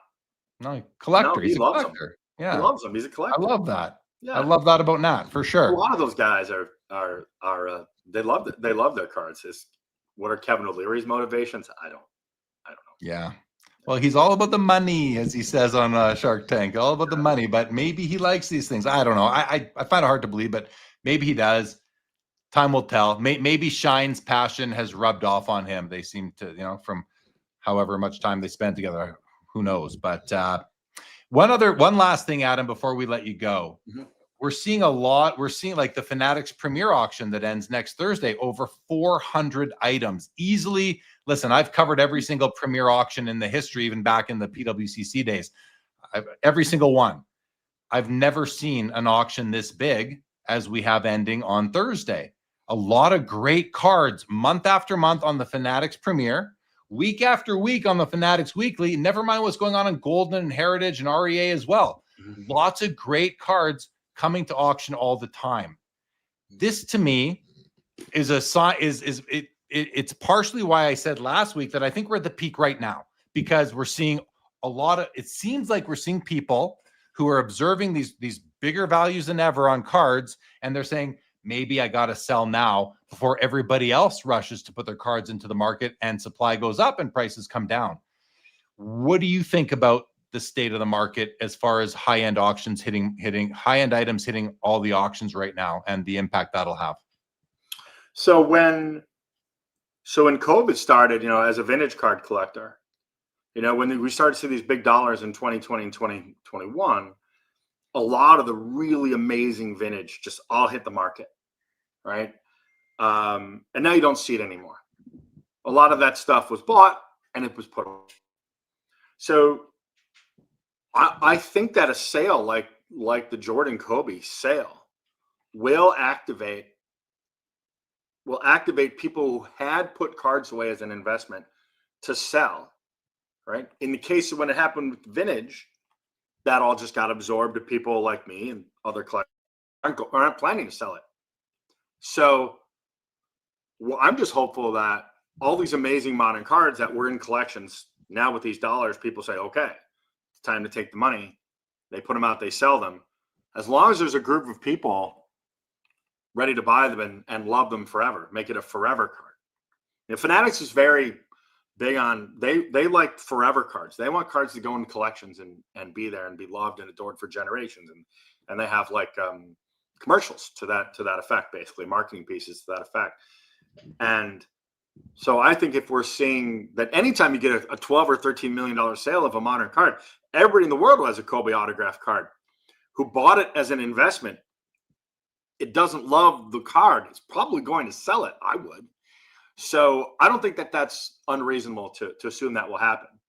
But then we should see it tick back down. So if you are, if you do have the means to buy them, there are going to be modern cards because of this O'Leary sale coming into the market that if you don't buy it, it's going to probably go deep into a collection somewhere of someone and you'll never see it again.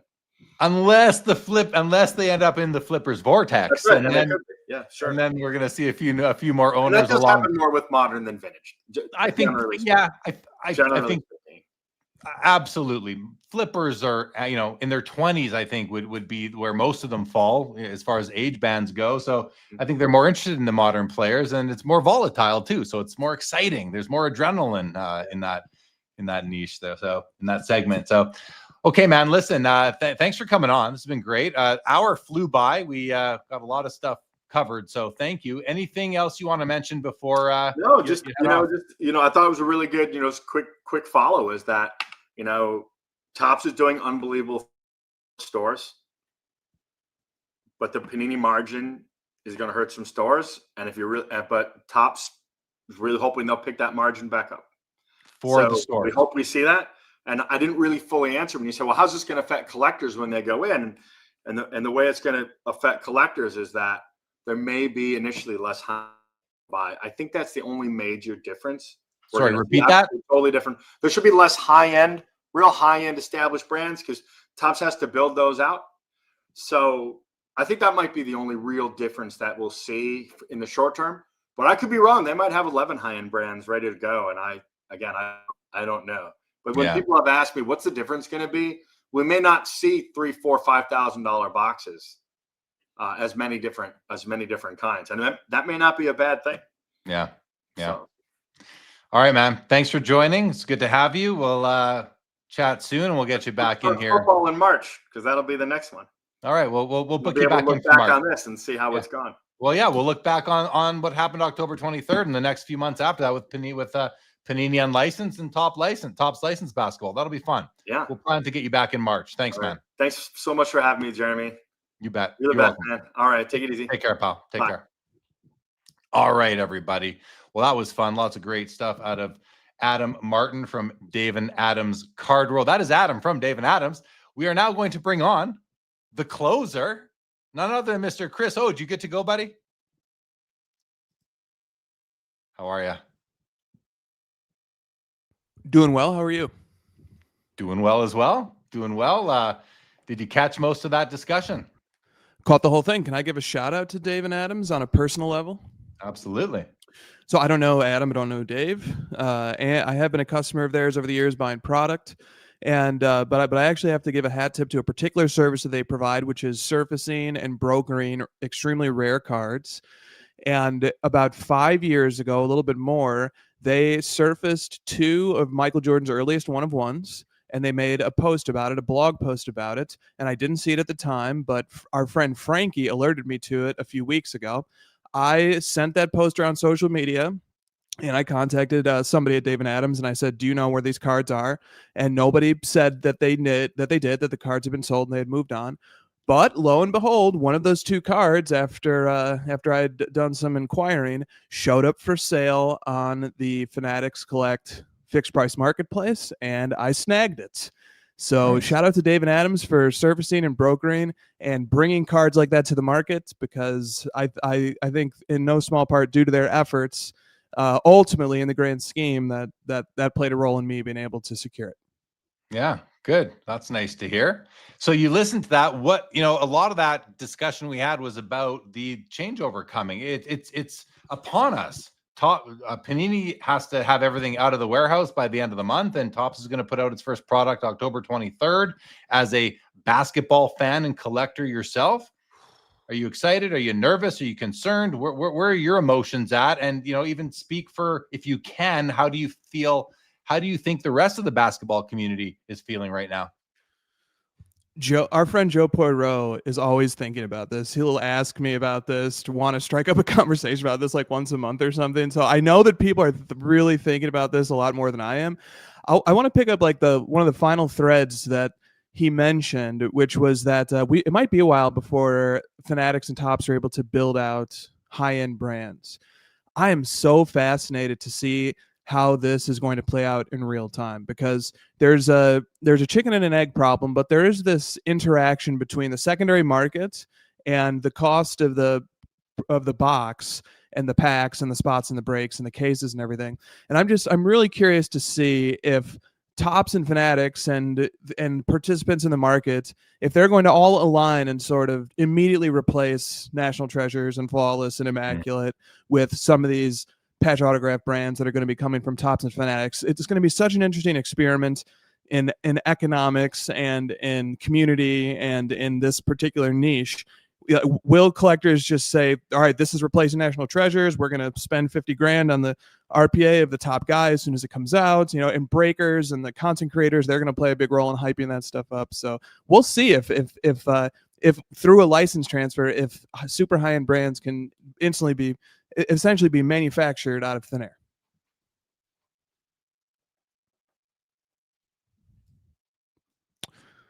And Jeremy either really does not like what I said, or he's frozen a bit, or maybe I did. Jeremy, I can riff a bit more here on what was said. I guess I'm not sure. Riff. Oh, you're back. I'm back. We're back. Oh, I was. Or we're not.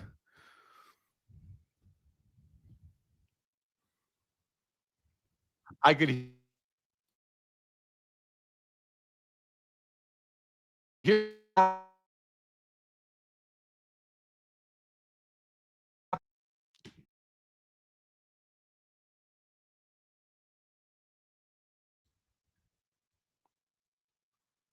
I hear echoes of Jeremy. Riff, buddy, riff. Let's riff. What else would I like to riff on here? All right. So something else that I found so interesting from his comments was the margins. All right. And I think that I think that is such a gem. And I think that he was being very professional and considerate of his colleagues and that entire area of the ecosystem of the industry. But I really would love if Fanatics and if all the stakeholders were listening there, because I think that what he was saying about margin and what he was saying about new card shops coming in and sort of posing the ability to make their competitors and the incumbents sort of feel it. In other words, they're going to feel a crunch here, and that's going to impact the way they do business, and they're going to have to pivot and so on and so forth. That he was being very polite and gentle about it, but I think that there's a real message there that should resonate. And I know that many industry stakeholders are listening to the show and watching it right now, and that should be really carefully considered, that what he was saying about the margin, and that it's very important that these foundational entities, the card shops and so on, that they're supported and that they're able to continue to operate. Thank you, Chris. And yes, if that happens, just riff. I was yelling into my mic, riff. Okay, you got it, buddy. Thanks for that. I was saying is Josh, you ready to come on and join us now, buddy? All right, guys, welcome Josh Adams back. Whoa, what? Hold on. What happened? What'd you do to him? What am I doing? That's me. Okay. There he is. Hi, Chris. What? What's up, Josh? What? Hold on, hear guys. you. Hold on. I know what I'm doing wrong now. Sorry, guys. No. Okay, there we go. That's how we like it. All right, Josh, welcome back, buddy. How are you? Hi. How are you? Good. Doing good. Okay, so Chris, I want to go back to you for a moment here, if I may. And actually, I just want to open up to both of you, actually. Do either of you have any, and we didn't plan this. This is unplanned right now, but oftentimes what happens is we come on at the end of the show. Chris joins us. We end up talking about what we've already talked about. We don't get to any of Chris's topics. I'm wondering if, and goes for Josh too, do either of you have a topic? And I will admit, I did not watch the crossover last night, Chris, so I don't know what you and Josh talked about over there. You and Josh Johnson, not to be confused with Josh Adams. But, sometimes I listen, I watch, and there's a topic that really interests me, and we can talk about it a bit here. Not to redo last night, but I'm just wondering if there's anything that comes to mind to you that's of particular interest right now. And if you want to keep talking about, what's going on with the license changeover, we can do that as well. But I want to give you the opportunity. I've brought 4 different topics in it, that and I think they can actually flow nicely, and we can cut them off if we just want to go to town on one or we run out of time. But let me do the gentlemanly thing here and see if Josh has a topic that he wants to bring to the table as well, knowing that I've got 4 in the back burner if he doesn't want to bring one up. My only topic is that I think Fanatics should face an antitrust lawsuit for having all of these licenses, but that's a much deeper conversation. I haven't taken antitrust in this law school, but I definitely think there's some antitrust issues with. They are facing that exact lawsuit right now. Josh. There you go. See, you guys have the pulse on the hobby, and I. Did you know that SGC was acquired? I learned that on this show. So your instincts are right on though, Josh. You know that lawsuit is ongoing, and I guess Adam alluded to the fact that it might go to trial in 2026, or at least that's when it's scheduled to. No way it's going to trial. You know what it would cost? No way it's going to trial. Right. Yeah, that's absolutely not. Panini has a very high-powered attorney as well. Yeah, who's kind of. Do they have Boyes? Do they have David Boyes? Yes, they have David Boyes. That's right. Yeah, no, it's not going to trial. They can't afford David Boyes at trial. That's. Well, before we came on, and partially because of the discussion that was going on, I just was asking ChatGPT to give me a breakdown of Panini's annual revenue, because they have the whole soccer sticker wing of things, and that seems to be a $500 million a year enterprise, and in World Cup years, maybe in excess of $1 billion. So they're still going to be functioning and ripping in the at the highest levels of business, even without their licenses for the NBA and the NFL. Well, okay, so one of the first topics I had was how would each of you guys, and we can all just take a stab at this, and it doesn't have to be speaking on behalf of the market or speaking on behalf of anybody, just speaking on behalf of ourselves as collectors, as content creators, as stakeholders. How would each of us eulogize the last 15 years, which consisted of Panini's license holding in the arenas of NBA and NFL, and then briefly they were making licensed NHL cards, and they have made throughout unlicensed MLB cards. How would we eulogize this era? Jimmy, you go can ahead go first on that one. Absolutely. Okay. Well, do have a bit of a thought on that, and it's one of like redemption in a way, not redemption cards. That was a pun not intended, but it's one of redemption because if I remember correctly, when Panini first entered the North American sports card market versus sticker, they were kind of Prism was a joke. Nobody cared. It was looked at like as junk. I remember even in Canada going into the LCS and seeing the first Prism hockey and being like, like this stuff is give me Upper Deck, And a few cards did make their way into my collection and gained favor with me and others. Absolutely.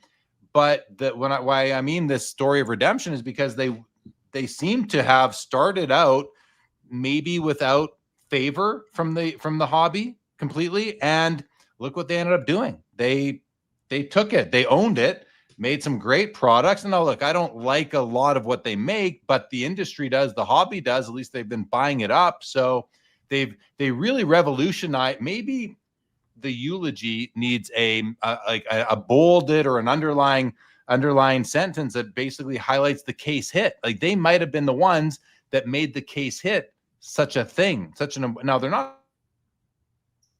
short printed card into a product to help spur sales, but they really seem to have made the case hit into a recurring cross sport plant into these products. And so maybe the eulogy may be, okay, hey, we're gonna miss you all.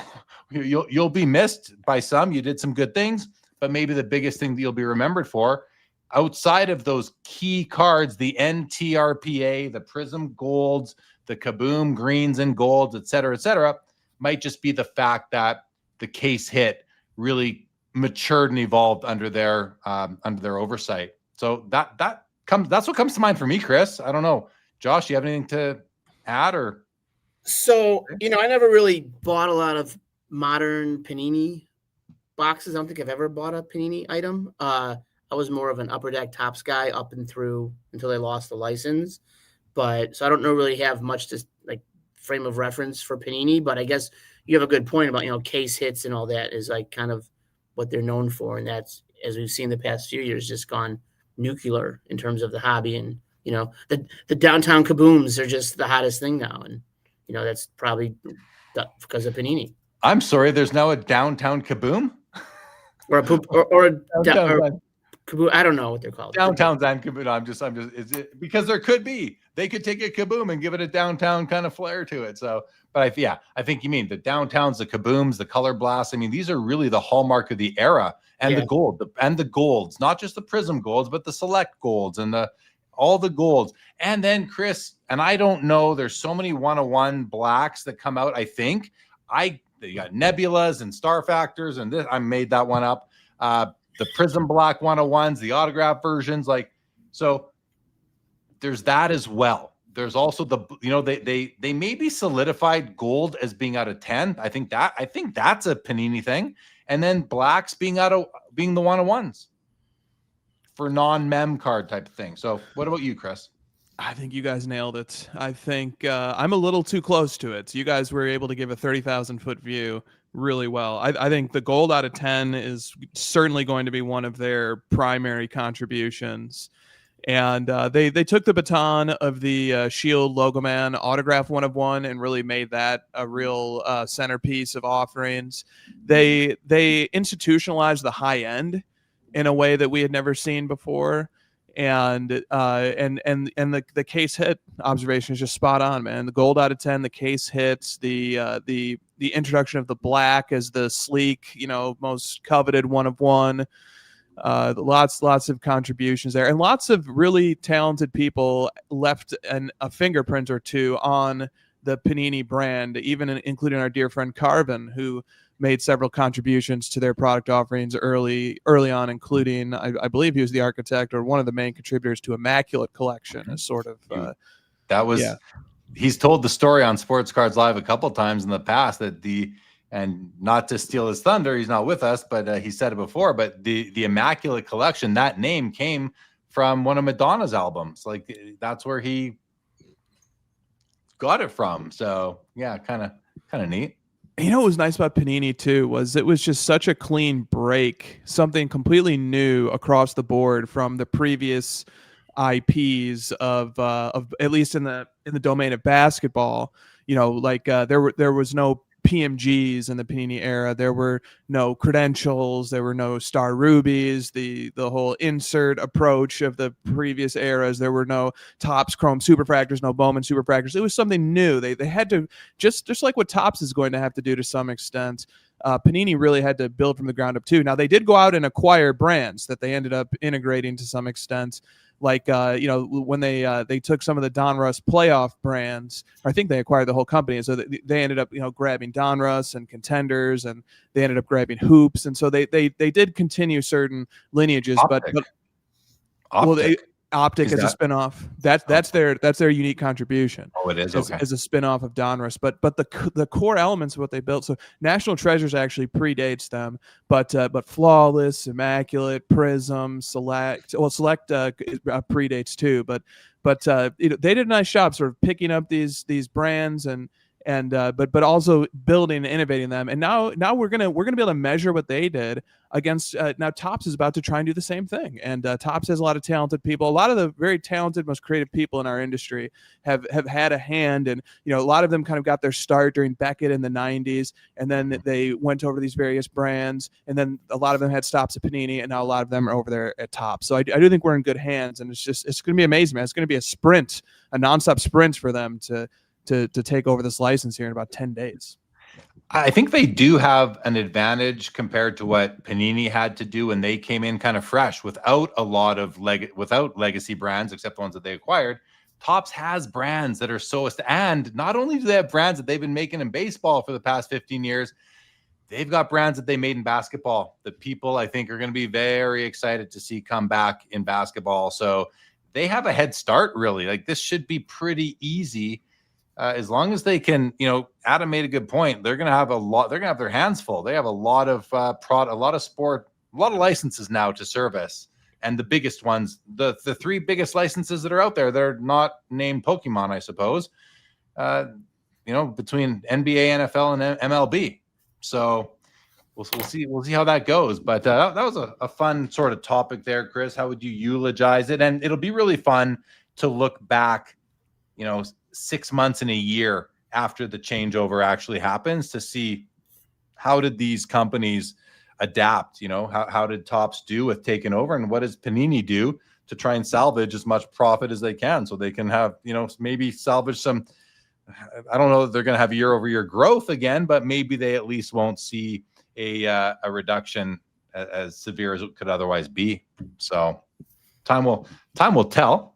Okay, before I tee you up for another topic, Chris, and this is great. We might make our way through a few that we couldn't get through in the past. I'm going to go through a few comments that have come up. I didn't even do comments, guys, and I apologize to the chat while Adam was here. We had him for just an hour. So I'm going to run through some of those comments here and just see if anything sparks some conversation with us as well, and to catch Josh up if he wasn't watching. But my buddy Mike at Eastridge says hi to me and Adam when Adam first came on the show. Hi, Mike. Good to see you. Ryan McClanahan, suppose the courts or the FTC comes back and says these licenses violate the acts like Microsoft did.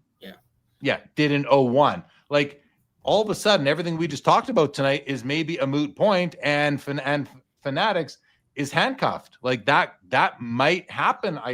Josh, do you have any insights? Could that happen such that Fanatics cannot put out their product on October 23rd? Yeah, I don't know if that's going to happen by October 23rd, but there always could be either an injunction or a TRO or a what's a TRO? Temporary restraining order that Fanatics can't issue cards with the licenses for the three major sports. That, I guess that in theory that could happen, and then they would either, I forget the exact holding of Microsoft in 01, but I guess in theory then Panini or Fanatics would no longer have the license for all three, and there would exclusively, and there'd be open competition, which frankly I think is better for the hobby, and it's un-American not to have competition. And I think it's better for all of us because the quality is going to go up if there's competition. If there's one place to go, it's going to be garbage because where else are you going to go? Right. Yeah. Michael Rubin didn't make a lot of money by, sharing. So Mike Good here said in 1982 they broke up the monopoly. I think they need to do it again. Did the FTC break up the monopoly, or did MLB break up the monopoly? Like, why? Does anyone know what happened in 1982 that Donruss and Fleer came in to join Topps? Well, and Major League Baseball was exempt from antitrust rules for the longest time. That was like written into their charter in like 1890 something. They were exempt from antitrust laws in the United States, which is for several reasons. But in 1982, are you talking about the MLB monopoly? What Yeah, just like what allowed Fleer and Donruss to come in 82? Why were they all of a sudden granted licenses? Yeah, that was a good question. Yeah. All right. Well, I'm sure someone out there has that history. Maybe we'll get to that in the comments here. KCH, I hope you've caught up by now. You're at 1.5. Hello and good evening to Jeremy M as well. Michael Stone. I know these comments are an hour old, guys. I apologize. Michael Stone said Topps Dynasty already way better than Flawless, Immaculate, and NT. Vintage Card Collector said, I bet 5 years from now, the hobby will say Panini who. I wonder. Orlando says, do they need to market if they own the market? Talking about Fanatics and marketing their new products. I had made a comment similar to that earlier on. Orlando, if you're still there, thank you. Ryan McClanahan says, I'm worried about a monopoly, which hurts collectors, of course. Pigeon Racing, good evening to you. Vintage Card Collector said, no different than looking at ultra modern showcases at shows. They all look the same to me. That was a comment when I said that all the Pokemon cards look the same to me.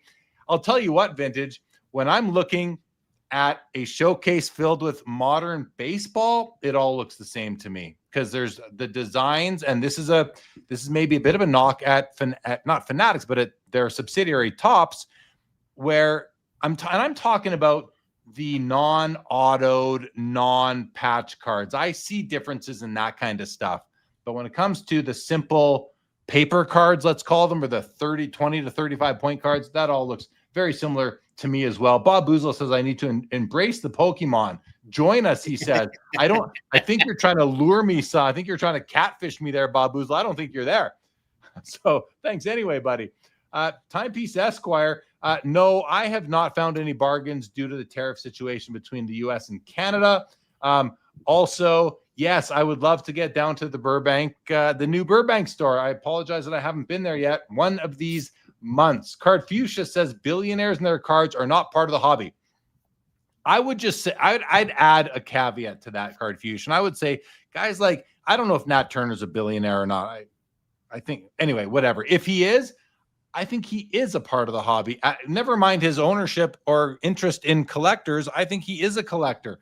And I think, as Adam said to us, there are other billionaires in the hobby who are in it for collecting. Why can't they? If I was a billionaire, I would be this would still be me. I might be wearing a nicer shirt. That'd be about it, though. You wouldn't see much else change. I would finally upgrade my car. I'll tell you what, I'd buy myself a nice car. Pigeon Racing said collectors should be smiling. Hope for their acquisitions and investments. That's about just with all the big cards hitting the market. And Linda's First here said, although they only made NHL cards for 4 seasons, Panini's Prime Hockey product is still in my mind one of the best game used products ever. Absolutely it is. And a lot of that is simply because they had to get rid of all the memorabilia that they had. And that was, they used, what was that called? Rookie Anthology was one method they used for that. And I think they did a bit of that in Prime as well. So, Victor, the rookie card specialist, says Topps lost a lawsuit that started in 1975. Final ruling came in 1980. This opened up to other manufacturers. Now, this is Victor's book. It's right on my desk there, easy within reach, guys. This is Victor's book from Victor, the rookie card specialist, from the True RC's YouTube channel. It's called True Rookie Cards. I read the first half on vacation in August. I'm going to read the second half because I'm going on a mini vacation tomorrow. So I'm going to take this with me and finish off the rest of it, Victor. But thank you for sharing that information. So, but what this tells me is that it can take 5 years. Now, when Fanatics, acquired the licenses, not the ability to use them, but the future licenses, that's already, when was that? Was that 21 or 22? That's like 3 years ago, isn't it? Panini likely started action at that point. And so maybe we're 3 years into a 5-year process there. Josh, any insights? Yeah, solo cases take forever. They're horrible. They drag on, and there's discovery, there's depositions, there's motions to dismiss. There's going to be a motion for summary judgment. There's probably experts, so you have an expert report on all this stuff. This will take it more than 5 years. I mean, I don't know how long Microsoft lasted, but it was a long time, and this will be a long time. So, congratulations to the lawyers who got the case, because they're the ones making all the money. So, that's great. Right, and so they're going. So, during the interim, Fanatics Topps will continue to operate as if they have the license, and if there's something that happens down the road, meanwhile, they will put as much as they have to into their battle to make sure that they can continue producing those under those supposed licenses. Not supposed, but those licenses that might be in jeopardy. Right. Does that mean that they just milk it for all they can, or will they be, and I know we don't know the answer, Adam might have had more insight, but will they be controlled and structured in their releases so that they don't oversaturate the market too much? Or is the market unoversaturatable? What do you think, Josh?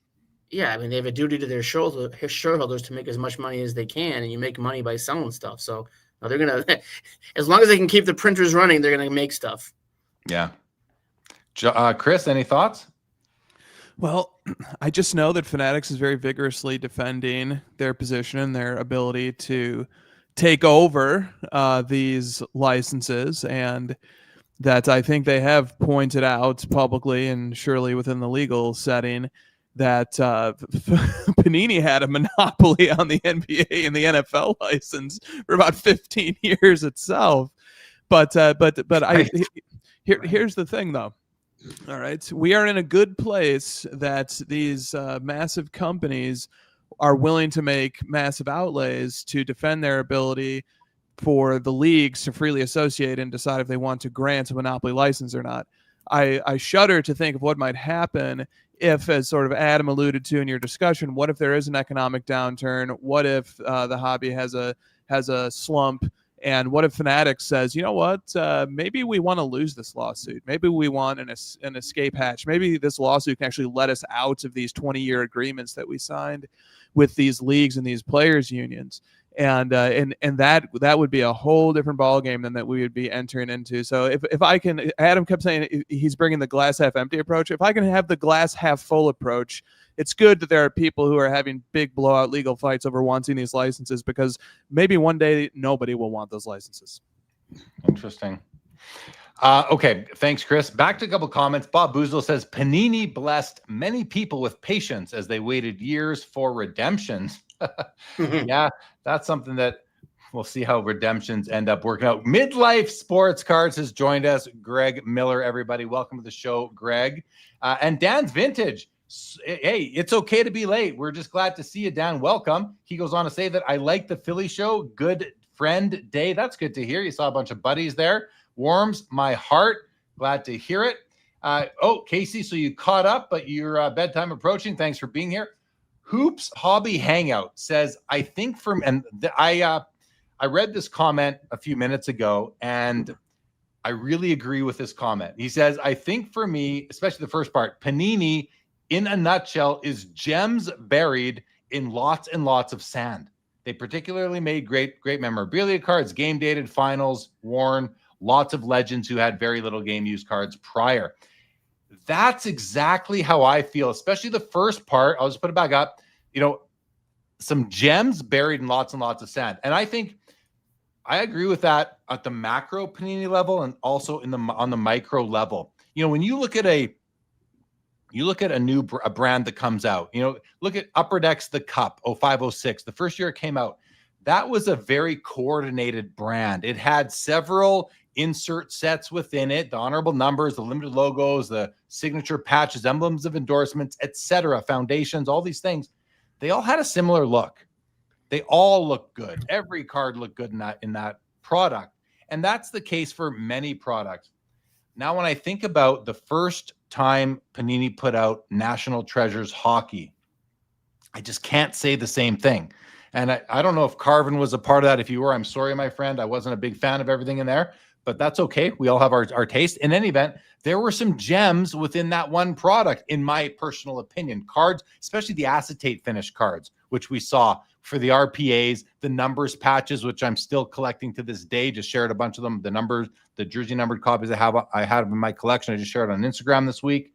But I thought there were some beautiful insert sets within the overall product, but a lot of it was, as Hoops Hobby Hangout said, was just sand. It was a lot of ugly cards with ugly die cut name, like just terribly designed cards, I thought. So I'm with Hobby Hoops Hangout. I think Panini has a few gems amongst a lot of, well, let's call it sand. I like that analogy. Not every, I can't, I'm not all familiar with every product they ever put out, but if I were just make a strong statement, I would say I can't think of a single product Panini ever put out where it was coordinated across the board and everything was nice, in my opinion. But I say that to almost cause people to say, no, Jeremy, you're wrong. 2012 Prism or whatever Prism you like best, whatever year, was a coordinated product. All the inserts look good. And then if you move up to the products that have memorabilia, so they really need to get creative with the designs, and maybe that's the angle for you guys. And as Chris, you're racking your mind looking through all the products that have come out. As far as a product that maybe say contains an RPA, is there any product that was well coordinated where you liked every insert set or 90% of the insert sets contained within? Yeah, I think people are, for example, like I've done a deep dive on Mahomes' rookie offering, and his flawless rookie offering was had a very high ratio of successes of really good looking cards. And I think a lot of people are pretty high on flawless, and that year of flawless was it wasn't overkill. And NT does fine too, although they were happy to let the sticker autographs into NT, and I never liked that, but NT does okay too. There's a really interesting through line here that I love about the comment from Hobby Hangout. It was sort of pointing out the gems being some of the game used memorabilia cards that Panini crafted, and those cards do have collectors who passionately pursue them and appreciate them. And so, and you were sort of made me start thinking about this as you were sort of describing the pre-Panini era game used offering, and then how Panini sort of modified it. And then the thing that really cursed Panini's game used offering here in the last half decade or so was the escalating prices of collectibles that didn't only impact cards, that also impacted the value of game worn memorabilia by itself. And so where they were once able to obtain these items and cut them up and put them into cards at 5% of what they sell for today, all of a sudden it became much more expensive to do that. Now they still do issue game used things, but they started with the non-associated stuff, and they sort of were able to blame that on supply chain issues and COVID and stuff. But here we are, several years removed from it, and we're still getting a lot of non-associated. But then the Fanatics and Topps added a wrinkle to that. They innovated around it, which is commendable, which is, so these like debut jerseys of Paul Skeens, that's a very expensive item. But what we can do is we can put a patch on it, and then you wear this patch while you play, and we'll take this patch off, we'll put it into a card, and all of a sudden we made $1 million card that Dick's is now using as an advertising expense. So that's a nice innovation that they had to this chain, this through line of how game use has evolved over the years. Yeah, that's interesting. And you start off by saying, National Treasures done a nice job. I just don't agree that National Treasures is nice every year. I wish it was. I really do. I have issues with National Treasures as a product. Basketball and the one time they put out hockey.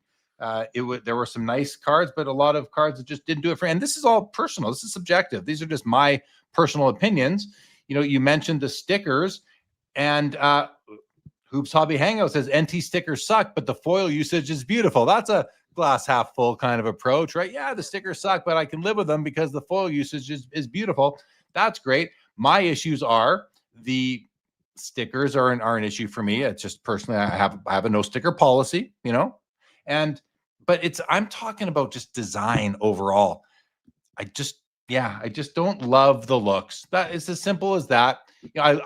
But I do love the looks of the flawless and the immaculate RPAs. I think they are so much nicer than the NT RPAs. Not worth as much, but that's just the way the hobby is. So not even they're especially immaculate. It's just a fraction. If you look at sort of Mahomes' immaculate offering compared to his NT base RPA, now immaculate in 2017 has multiple patch autograph inserts, and it can get kind of confusing. And they have the immaculate numbers, which is not numbered to the base set; it's an insert set, but it's the most expensive base version of a Mahomes patch autograph from his rookie year. But that makes, speaking of gems and piles of sand, those immaculate RPAs, they are beautiful. The use of hollow foil when it does get used in some of the parallel issues is beautiful. The acetate can be really nice, although I don't really love hard side on acetate. But yeah, I could sing Immaculate's praises. I have one Immaculate card in my collection, and I have one NT card in my collection. I do happen to love both. Both are laced with hollow foil, and I do happen to think that they did get it right at least some of the time on those. Laced with hollow foil. Is that the title of a movie or a song or a band? I don't know, but laced or a with drug offering in a back alley. One of those. Well, Cardfuchsia says, will Topps cross athletes in sets like a LeBron Ohtani logo man? Wow. That's mind-boggling right there. And I think the answer is yes. I mean, why wouldn't I'm guessing, like, why wouldn't they? Well, they don't have the baseball license, but that might not matter. So maybe Panini will do that now.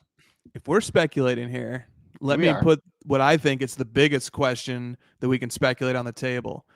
So Panini and its era were never able to secure Michael Jordan, and I don't know how hard they tried.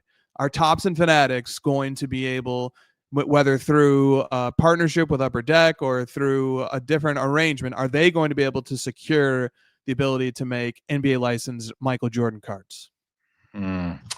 That's going to have to, Upper Deck's going to have to get out of the way for that to happen. Yeah, and I don't think they will. I think there would need to be a partnership formed, obviously, or something. But will it happen? Like in the next 10 years, will we see a Michael Jordan card under the Topps or the Fanatics banner? Josh, you're shaking your head. Why are you shaking your head? Absolutely not. MJ's not doing that. It's going to dilute his brand. Can I give you a story? I'll tell you why. All right. About 12 years ago, some restaurant, a grocery store in Illinois was selling steaks or something. Chris knows this. And they used MJ's likeness as some promo for the steaks, and he sued them because he didn't. They used his as copyright infringement. They used his likeness without his authority, and he vigorously defends his copyright. He testified at that trial, and I tried to get in. I couldn't get in. It was packed. But I saw him walking in the lobby. My office is across the street. So he testified at trial. He turned down an $80 million deal with Beats by Dre to have the Air Jordan logo on headphones because he said it would dilute his brand. He doesn't want his stuff being sold at Walmart or something like that, whatever. I'm sure there's MJ stuff at Walmart. He doesn't want his likeness on headphones. So if he's turning down $80 million for headphones, I don't see him running around, taking his boat out of, Naples or wherever he's at and coming back here just so he can, sign 300 stickers. First of all, he's not going to sign 300 stickers or anything. He's MJ. He's I'm not doing that. Yeah. Get out of here. David Kaplan says, and let's not forget, he has his own steakhouse too. So he does. Maybe he was protecting his own steakhouse. Right. Good point. Yeah. I like Bob Boozle's comment. Michael Jordan suing me would be a dream come true. Yeah, right. If Bob Boozle's who we think it is, yes, I would. I would also think that's a dream come true. For sure. And Bob Boozle had another comment. He said, "My cousin Vinny is on the case. Whenever I hear my cousin Vinny, just from being on Instagram so much, I know my mind goes to my cousin Sophia." That's where. Do you guys know you don't know what I'm talking about there, Chris? You must know. Well, my cousin Sophia, I know my cousin Vinny, and then the spot. There's one of the most aggressive memers on Instagram. At the end of his carousel of memes, always has something about my cousin or your cousin Sophia or my cousin Sophia, someone's cousin Sophia. Anyway, that's an Instagram inside joke. If you happen to be on Instagram, Dave Kaplan, welcome to the show. Shout out Chris Hoge.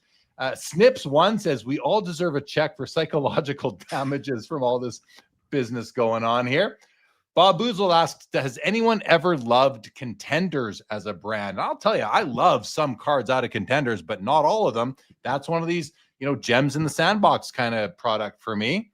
But Chris, Josh, are you familiar with anyone who just collects Contenders rookies every year or autos or whatever? Josh?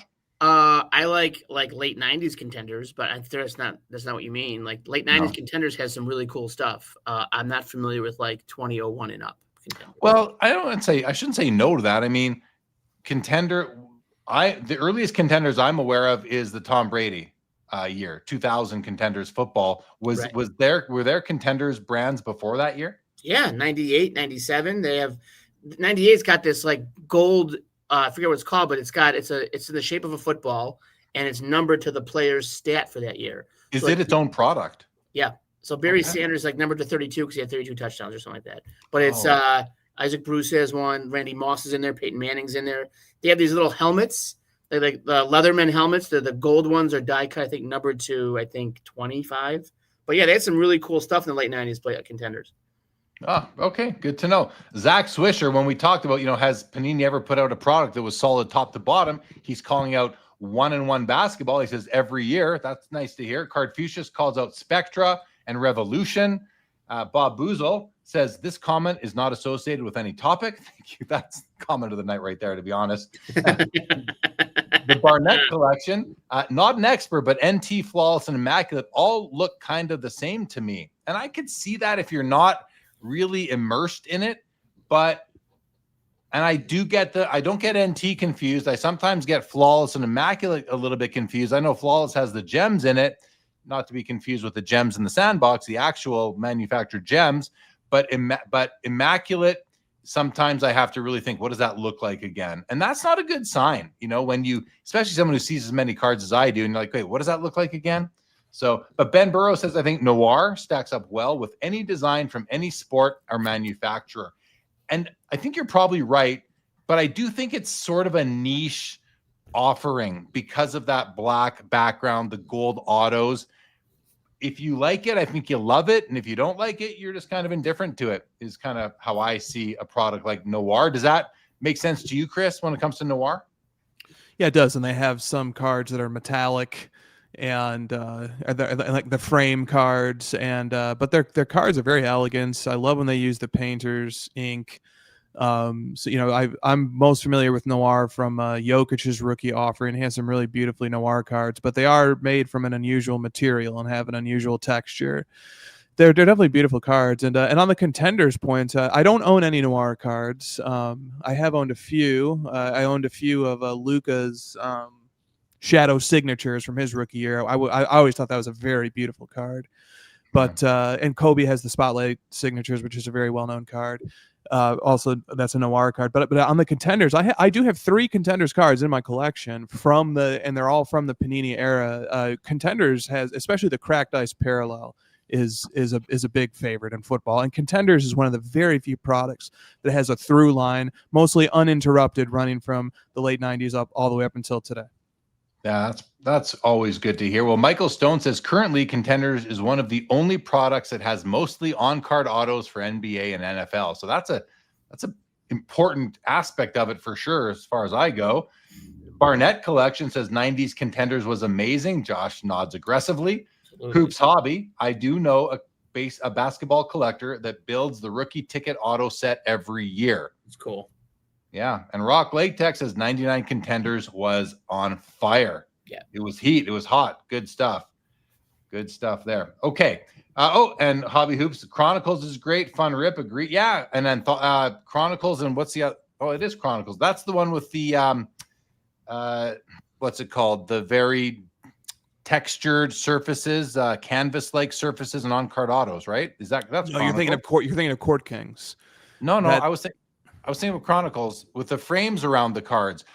Court Kings is a bit different, but I think Chronicles is like a graveyard of retired brands that all like it will have like 10, 15 different brands in it. And I love Chronicles. Chronicles, you just get nothing but really cool brands, a bunch of numbered cards. Chronicles is an awesome product. Yeah, sorry, I wasn't thinking chronology. That's what I was thinking with the curve. That's what I was thinking. Yeah, okay. Yeah. Okay. Hobby Hoop says he thinks I'm thinking impeccable, but no, I was thinking chronology. But You can throw impeccable into that group too, of like sort of the high end box, the immaculate, flawless, National Treasures impeccable. Like there's almost around half a dozen issues now every year that sort of they all kind of look the same. They have that sort of cream off-white background, and they've got the hollow foil and the fancy lettering and a nice big chunky patch and a non-card autograph. Those they can't make enough of those products. I think they're always gonna do well. Right on.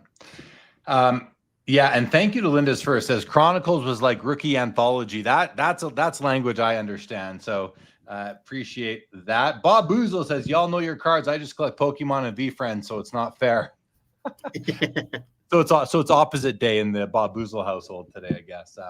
Okay, I'm gonna go back to you, Chris, to see if you have a topic to take us into the final inning here, which we have about 10 minutes left. We are ending it at 2.5 hours tonight, guys. So we have 10 minutes left. I am hopping on a plane.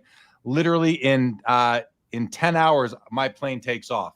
So got to get to the airport early then? Yeah, I got a ride picking us up here at 6:40 a.m. I'm usually just getting to sleep. So yeah, it's going to be an early one for me. Chris, do you have anything on top of mind? Hey, Steve Foley is in the chat. Long time no see, Steve. Good to see you. Hello from South Florida. Well, I'm glad you popped in. Good to see you, Steve. Hobby Hoop says, feels like a lot of praise getting thrown around for Panini. Ben Burrows, RIP Grand Reserve. Those cards were awesome. And Kendall Foley says, let's hope Fanatics can get NBA and NFL back on schedule with timely releases. Let's get back to buying rookies before their sophomore season. Exactly. Chris, any final topic, to maybe one that's not too deep that we can riff on for about 8 minutes? I don't bring many shallow topics, but I'm going to throw this one out there, right? I'm going to throw this one out there, and we can just take some stabs at it. And I'm sorry, I'm going to pick on Messi for the second straight week, but it's not about Messi. It's a market question. So here's my question. All right, what makes somebody spend $28,000 on a Messi card today that they could have had for $5,000 just a few months ago? That's my question. And I'm not saying that there's a right answer or that there isn't a right answer, that there could be multiple answers, but I'm gonna make this real concrete. The 2004 Mega Cracks Messi, card number 71 BIS, in the grade of BGS 8. Okay, BGS 8, the very lovable BGS 8 slab. Okay, pop 141 with 400 higher, just in the Beckett report. It was signed for $5,000 in May. And it just sold for $28,000 today. My question is, if I wasn't willing to pay $5,000 for it in May and it was readily available, why would I pay $28,000 for it now? And there are multiple answers. Maybe it's all new people. Yes, please, Jeremy. It's a new term I just came up with right now, Chris. It is pronounced FOMO. FOMO. FOHMO. It's the fear of having missed out. So okay. I missed out on it at $5,000. It's now 28. I better buy it before it goes to 100K. I already missed out once. I don't want to miss out again. And I am really caught up in the hype. I think there's so much psychology involved in collecting. So much psychology. We are all human. We have brains, minds, right? We are psychological beings, and I think that for many of us, we put most of our psychological attention, energy into the hobby. So anyway, I think that's what it is, the fear of having missed out, which is similar to the fear of missing out, except the fear of missing out is that there's no past. You're just missing out the future. The fear of having missed out adds the future to that discussion in my mind. Talk, and again, just came up with that a minute ago, so I'm willing to be to be proven wrong, or at least it being a ridiculous comment.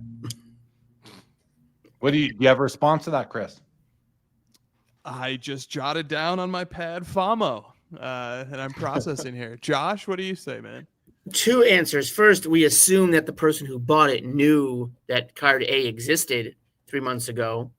B, knew that it was $5,000 3 months ago. And I think he just got swept up in the entire entire hype of the hobby that's going on right now. I think to me it's the only explanation. If before you come back, Chris, the one thing I will say is that this is one case where if you weren't like me, if you were not buying Messi over the last 4 years, we're all dummies, because we should have seen this coming, 10 months before World Cup. I think we should have seen this coming. So, but listen, I don't collect soccer. I don't watch the sport. The only reason I'd ever buy a soccer card is because my son now is into playing soccer. And he has a Messi shirt. My own son, who's 6 years old, knows more about Messi than I do, because the kids at school are their fathers are talking about it. He's not getting it from the house. He's getting it from his kids whose fathers are soccer fans, and they are there. Go ahead, Josh. He had 2 goals tonight. I mean, my kids watch him every time he's on. They went down to see him when he appeared in Chicago. They go nuts over him. There's a whole Messi experience in Chicago. You could go and some interactive thing. Kids his age, my kids are 9 and 11, and they just go crazy over this guy. And he's probably everyone who follows soccer is he's the best ever. He's amazing. I almost feel like just seeing what's happening at my kids' school. Messi, Chris, don't just click out of the show here. Messi might be the next Jordan type of superpower in the hobby. There might be. It's not going to be Gretzky. I mean, it's not going to be Gretzky. Shohei is the only other guy, but I don't even think it's Shohei. Although it might be because he's Asian. If Shohei was Mike Trout, no way. I don't see it happening. But Messi might be the biggest, most investable athlete outside of Michael Jordan. Again, making this up as I go along. I haven't thought about it much, but maybe we're seeing it with kids up here in Alberta, Canada. So it's insane. I mean, Chris, go ahead, Josh. Sorry, he's playing in his last World Cup next year. Yeah, they didn't think he was going to come back, but he's coming back. It's a huge deal. He's playing in one more World Cup, and I just think he's the biggest superstar around. I think he's bigger than Ohtani, honestly. I mean, at least my kids play soccer. They don't play baseball, so they're interested in baseball. But they like it, so I follow it too. And he's. What do you think? So, Chris, what do you think now that you've had some feedback? I'm not buying it, but I won't stop anybody else from buying it. But I don't see it. Messi is the face of the MLS. The MLS makes about 33% of the revenue that the NHL does. The MLS makes about the same annual revenue as NASCAR does.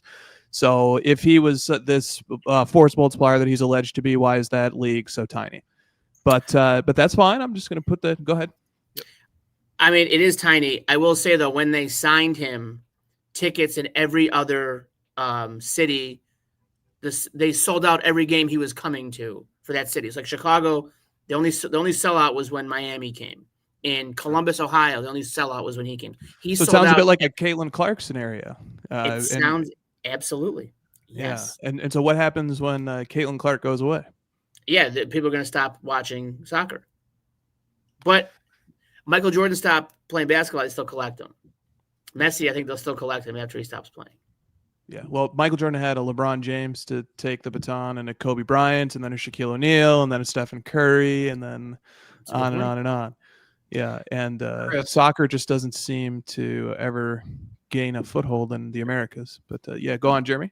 Well, your comment about MLS, and when I think about Messi and soccer in general, I think more about the international stage versus these, country by country leagues. And I don't follow soccer, so I don't know how it is even really set up around the world. I would like to know. I'd like to be informed on that, but I don't really care enough to get fully informed, except for when we have a soccer conversation here on Sports Cards Live. But with that said, even though the annual, and we've had the same conversation either here last week or in one of our group chats, but I don't does the MLS revenue really indicate how popular Messi or soccer is in general? It is the league that he plays in. And the league that he played in before that was called La Liga. And even if you include the revenues that come from the UCL, which get a portion to La Liga, no league he has ever played in even rises to the annual level of the NHL.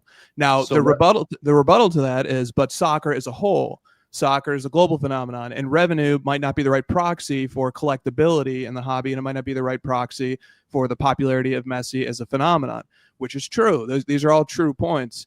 I'm not saying that my position is right on this. I'm playing devil's advocate. I'm raising skepticism here. And if ever there is a time to be skeptical, whether we're being skeptical of Michael Jordan, we're being skeptical of Messi, we're being skeptical of LeBron, we're being skeptical of whoever, the time is when that person is being hyped to a ridiculous level, which is happening right now.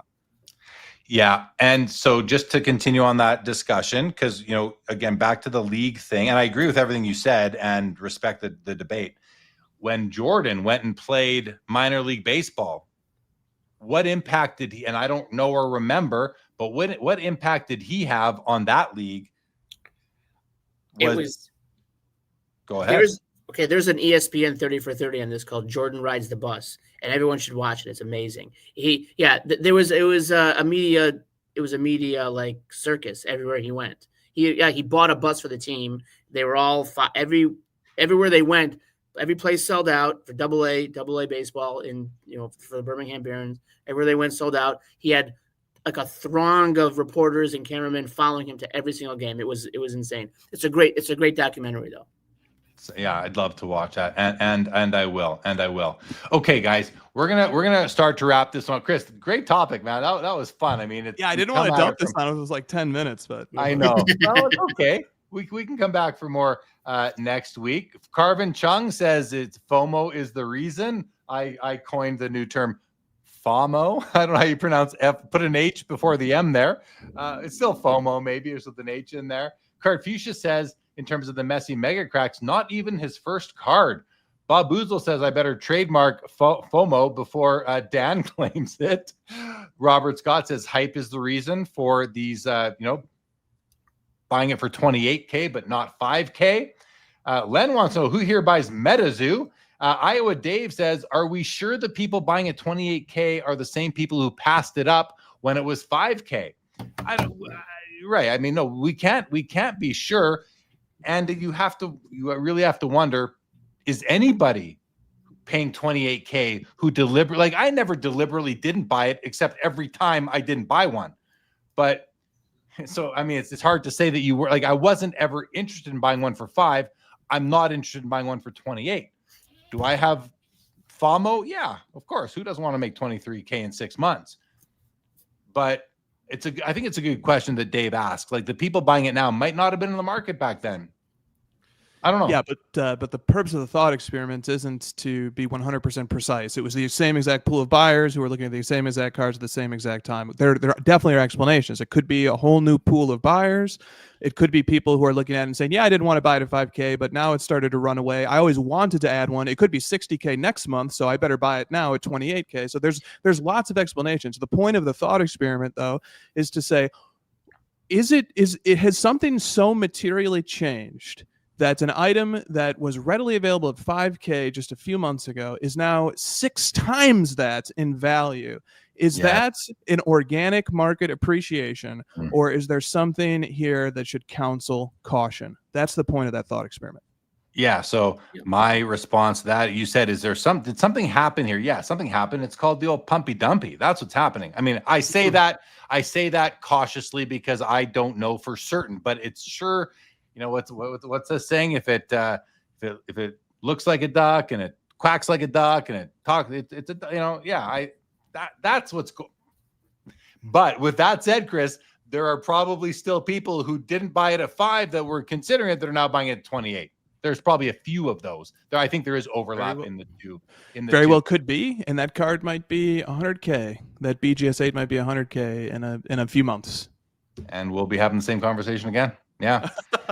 Zach Swisher says, I paid $27K for a Curry Kaboom PSA 10. It did $15K 2 months ago. I get this discussion, but I think it's person dependent. Yeah, that makes sense. Mid-Atlantic says, it could be you've always felt Messi was underpriced, but you needed affirmation, and the recent jump is the affirmation you were waiting for.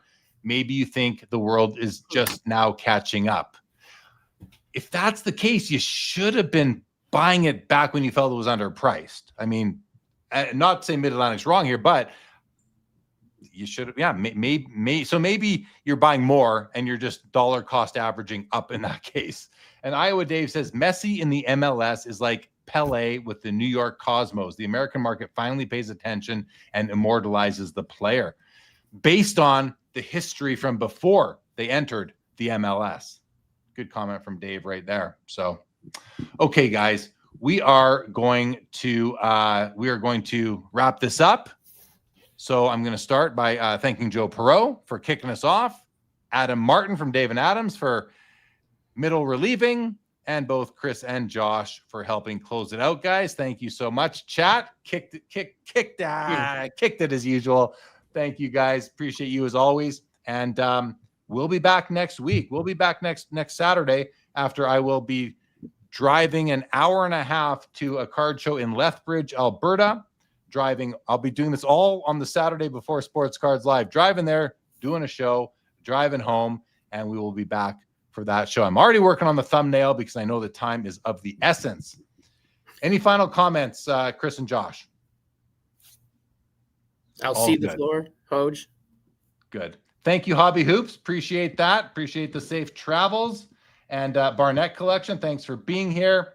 Thank you, Dan's Vintage, share with another complete game. Thank you so much, Dan. Appreciate it. Robert Scott, appreciate you. Any comments that come in after we end it, I appreciate it. This episode of Sports Cards Live for September the 20th, 2025 is now over.